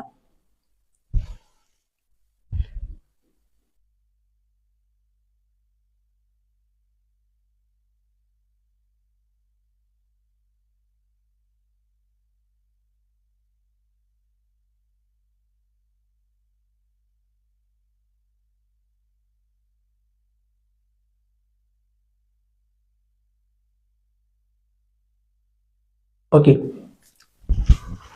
তো how to describe a graph chart and get full marks, আমরা এটা নিয়ে একটু কথা বলবো। গ্রাফ চার্ট নিয়ে আলোচনা করার আগে আমাদের কিছু বিষয়ের দিকে একটু ফোকাস করতে হবে। আমরা জানবো যে গ্রাফ চার্ট তো সাধারণত তোমার এমন থাকে, ঠিক আছে? তো এখানে দেখা যায় যে কিছু বিষয় বেড়ে যায়, কিছু বিষয় কমে যায়, ঠিক আছে? তো বেড়ে যাওয়ার জন্য আমরা কিছু স্পেসিফিক ওয়ার্ড ইউজ করে থাকি, সেগুলো একটু দেখে নিব আমরা।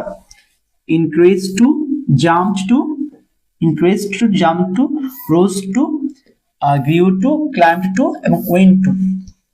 আমরা এখান থেকে 4টা থেকে 5টা মুখস্থ করে রেখে দিব, কারণ বারবার যদি আমরা ইনক্রিজ টু ইউজ করি তাহলে লেখার মান কিন্তু অনেক কমে যায়। তাই আমরা বারবার একই বিষয় ইউজ না করে আমরা জাম্প টু ব্যবহার করতে পারি, রোজ টু ব্যবহার করতে পারি, গ্রিউ টু ব্যবহার করতে পারি, ঠিক আছে? আর এই সবগুলোতে কি বোঝাবে? বৃদ্ধি বোঝাবে। তো বোঝা গেল, বৃদ্ধি বোঝাতে আমরা এই ওয়ার্ডগুলোকে ইউজ করব। আমরা সামনে যাই, বিষয়টা একটু গুছিয়ে এনে তোমাদেরকে বোঝাতে হবে। তারপরে দেখবো আমরা ঠিক একইভাবে হ্রাস বোঝাতে কিছু স্পেসিফিক ওয়ার্ড আমরা ব্যবহার করতে পারি। Reduce to, drop to, decline to, went down to এবং ডিক্রিসড টু। তো এই ওয়ার্ডগুলো আমাদের কোনো একটা বিষয় কমে গেছে তা বোঝাতে আমরা ব্যবহার করব, মাথায় রাখতে হবে কিন্তু, ঠিক আছে? ওকে, আর এই 3টা কানেক্টর আমাদেরকে অনেক হেল্প করবে। আমি কিন্তু আহামরি অনেক বেশি কানেক্টর রাখিনি, জাস্ট মনে হয়েছে এই 3টা কানেক্টর দিয়ে সবগুলো কভার দেওয়া যাবে, তোমাদেরকে আমি বুঝিয়ে দেব। 3টা কানেক্টর মধ্যে রয়েছে বাট, তারপরে দেন, তারপর হাউএভার, যাই হোক। আচ্ছা, এগুলো আমরা কোথায় ব্যবহার করব? ধরো এই যে গ্রাফ চার্টটা রয়েছে, ধরো আমরা এইটাকে ডেসক্রাইব করে ফেলছি। এটাকে ডেসক্রাইব করার পরে আমরা এখন 2 নম্বর যে চার্টটা আছে ওটাকে ডেসক্রাইব করব, তারপর ওটাকে ডেসক্রাইব করব। তো যখন আমরা একটার পরে আরেকটা ডেসক্রাইব করতে যাব, এই ট্রানজিশনটাকে একটু ফ্লো দেওয়ার জন্য, সুন্দর করার জন্য আমরা বাট, দেন, হাউএভার এই 3টা ওয়ার্ড ইউজ করব এবং একবার এক একটা ইউজ করব, যাতে করে একটু ইউনিকনেস চলে আসে এবং আমরা খুব ভালো দেখাই, লেখাটা একটু স্ট্যান্ডার্ড দেখাই, ঠিক আছে? তো এই বিষয়গুলো আমরা কভার করলাম। যে বৃদ্ধি বোঝাতে আমরা পড়েছি কি ইনক্রিজড টু, হ্যাঁ, গট আপ টু, ফাইন। আমরা কমে যাওয়া বোঝাতে আমরা কি ইউজ করেছি বলতো? ডিক্লাইন টু, রিডিউস টু, ঠিক আছে? ওকে, ফাইন। তো এখন একটু সামনের দিকে আগে যাই। আমরা ইন্ট্রোডাকশন পার্টে এটাকে রাখবো, এটাকে রাখবো। দ্য গ্রাফ শোস এর পরে আমরা মূল বিষয়টাকে, নামটাকে লিখে দেব, ঠিক আছে? Very good. তারপর আমরা সর্বোচ্চ এবং সর্বনিম্ন বিষয়টা এখানে লিখবো, যে according to the graph what we can notice the highest percentage of, বিষয়ের নাম দিব, ঠিক আছে? বিষয়ের নামটা কোনটা বলতো? শোজ এর পর থেকে যেটা থাকবে ওইটাই বিষয়ের নাম। আমরা একটা ডেমো রেখেছিলাম এই পাশে চেক দেওয়ার জন্য, দেখো শোজ এর পরে যে অংশটা রয়েছে, ঠিক আছে? ওকে, ফাইন। আমরা একটু কালারটাকে চেঞ্জ করে নিই। এই যে এই শোজ এর পরে যে অংশটা রয়েছে এটা হচ্ছে আমাদের বিষয়ের নাম, the increasing trend in internet user in Bangladesh from 2001 to 2013। ঠিক আছে, তো আমরা যখন বিষয়টার নামটা মেনশন করব আমরা শো এর পর থেকে মেনশন করব। তো এখানে আমরা বিষয়ের নাম দিয়ে দেব দ্য গ্রাফ শোস, মূল বিষয় আমরা এখানে নাম দিয়ে দেব, ফাইন। তারপর পার্সেন্টেজ অফ, মূল বিষয়ের নাম আমরা এখানে দেব হাইয়েস্ট পার্সেন্টেজ, হ্যাঁ, এন্ড দ্য লোয়েস্ট পার্সেন্টেজ। এখানে আবার বিষয়ের নাম হবে, এখানে হবে লোয়েস্ট পার্সেন্টেজ যে মার্ক রয়েছে ওইটা। আমরা যদি চেক আউট করে নিই, দেখো এখানে হাইয়েস্ট রয়েছে কোনটা দেখো তো, 6.8, আর লোয়েস্ট কোনটা 0.8। কত সালে? 2001 সালে লোয়েস্ট, আর 2013 সালে কি হাইয়েস্ট। ওকে ফাইন, তো সেই ক্ষেত্রে আমরা এখানে কি দেব বল, দ্য পার্সেন্টেজ অফ, এখানে বিষয়ের নাম থাকবে, আর এখানে আমরা হাইয়েস্ট পার্সেন্টেজ দেব। ঠিক আছে, তো হাইয়েস্ট পার্সেন্টেজ কত আমরা এখানে মেনশন করে দেব,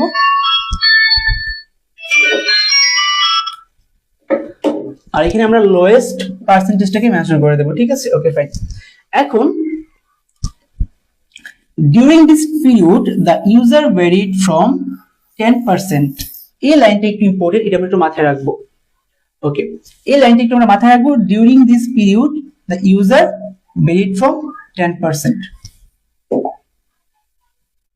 আচ্ছা, এখন একটু আমরা কথার মধ্যে আসি। দেখো আমাদের যে প্রথম যে দুটো লাইন ছিল কি ছিল বলতো তোমরা, যে এই গ্রাফ চার্টটা কি সম্পর্কে, একটা, দ্বিতীয়ত হচ্ছে হাইয়েস্ট এবং লোয়েস্ট। গুড, এখন আমরা চলে যাব সরাসরি বর্ণনার মধ্যে। বর্ণনায় যাওয়ার সময় আমাদেরকে একটু নিজেদেরকে লিখতে হবে। দেখো নিজেদেরকে আমরা কি লিখবো বলতো, উই ফাইন্ড দ্যাট ইন, প্রথম লাইনটা একটু নিজে থেকে লিখবো আমরা, in 2001 the percentage was কত, 0.8। ওকে ফাইন, আমরা লেখার পরে একটু দেখবো যে এরপর এটা কি বৃদ্ধি পেয়েছে। ফাইন, বৃদ্ধি পেলে আমরা কি লিখবো বলতো, আমরা তিনটা কানেক্টর রেখেছিলাম মনে আছে, বাট দেন, তারপর however, আমরা এই তিনটার একটাকে ইউজ করে দেব।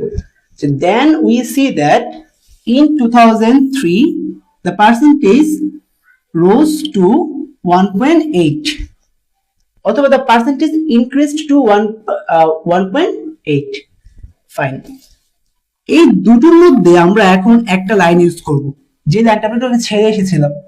দেখো during this period the user varied from 10%।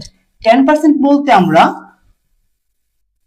এই 2001 এবং 2003 এর মধ্যে পার্থক্যটা কত, আমরা একটু ক্যালকুলেটর দিয়ে মাইনাস করব। মাইনাস করার পরে আমরা এই লাইনটা ইউজ করব, যে during this period the user varied from এত পার্সেন্ট, মাইনাস করার পরে যেটা আসবে এটাই। ঠিক আছে, ওকে ফাইন।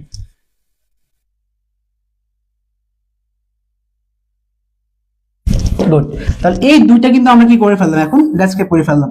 আচ্ছা, এখন আমরা 2005 এবং 2007 কে ডেসক্রাইব করব সেম ফরম্যাটে। আমরা দিতে পারবো যে we can see that in 2005 the percentage increased to, বৃদ্ধি পেয়েছে, অথবা রোজ টু, বৃদ্ধি পেয়েছে, অথবা ওয়েন্ট আপ টু, বৃদ্ধি পেয়েছে কত পার্সেন্ট, 2.8%। ঠিক আছে, গেল ওইটা। তারপর আমরা এখন দেখবো 2007 কি হয়েছে বলতো, আবার বৃদ্ধি পেয়েছে। তো আমরা যখন একটা পার্সেন্টেজকে ডেসক্রাইব করার পর আরেকটাতে যাব, তখন আমরা কানেক্টরগুলো ইউজ করব, but then however in 2007 the percentage increased to 3.8। Fine, okay. এখন আবার আমরা এই দুটো যখন গণনা করা শেষ হয়ে যাবে, আমরা আবার ওই সেম লাইনটাকে ইউজ করব।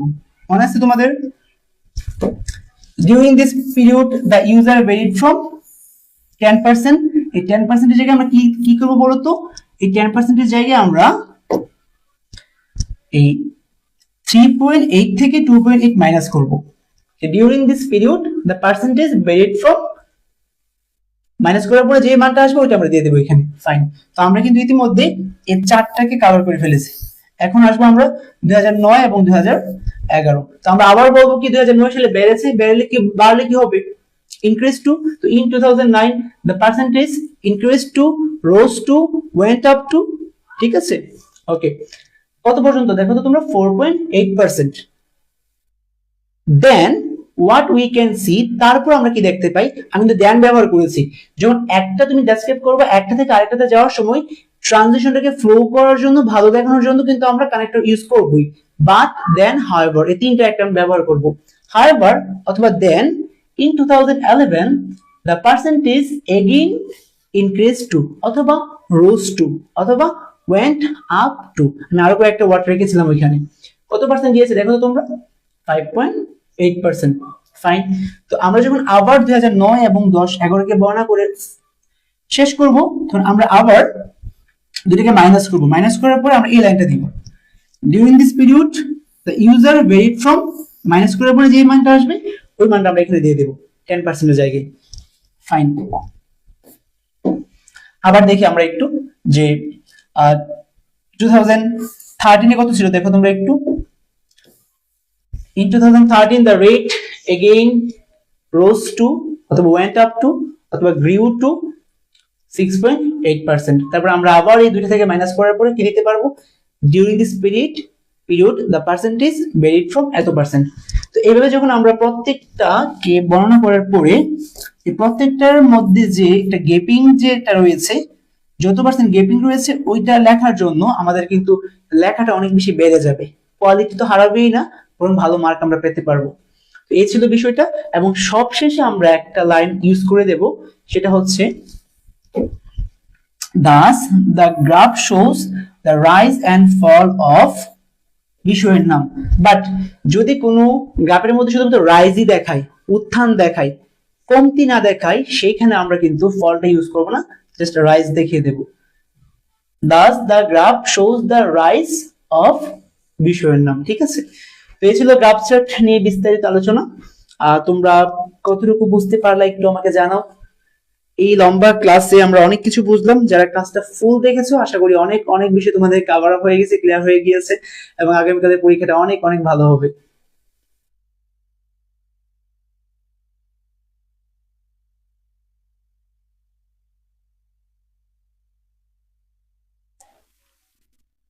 ওকে, নো কোয়েশ্চেন, ফাইন।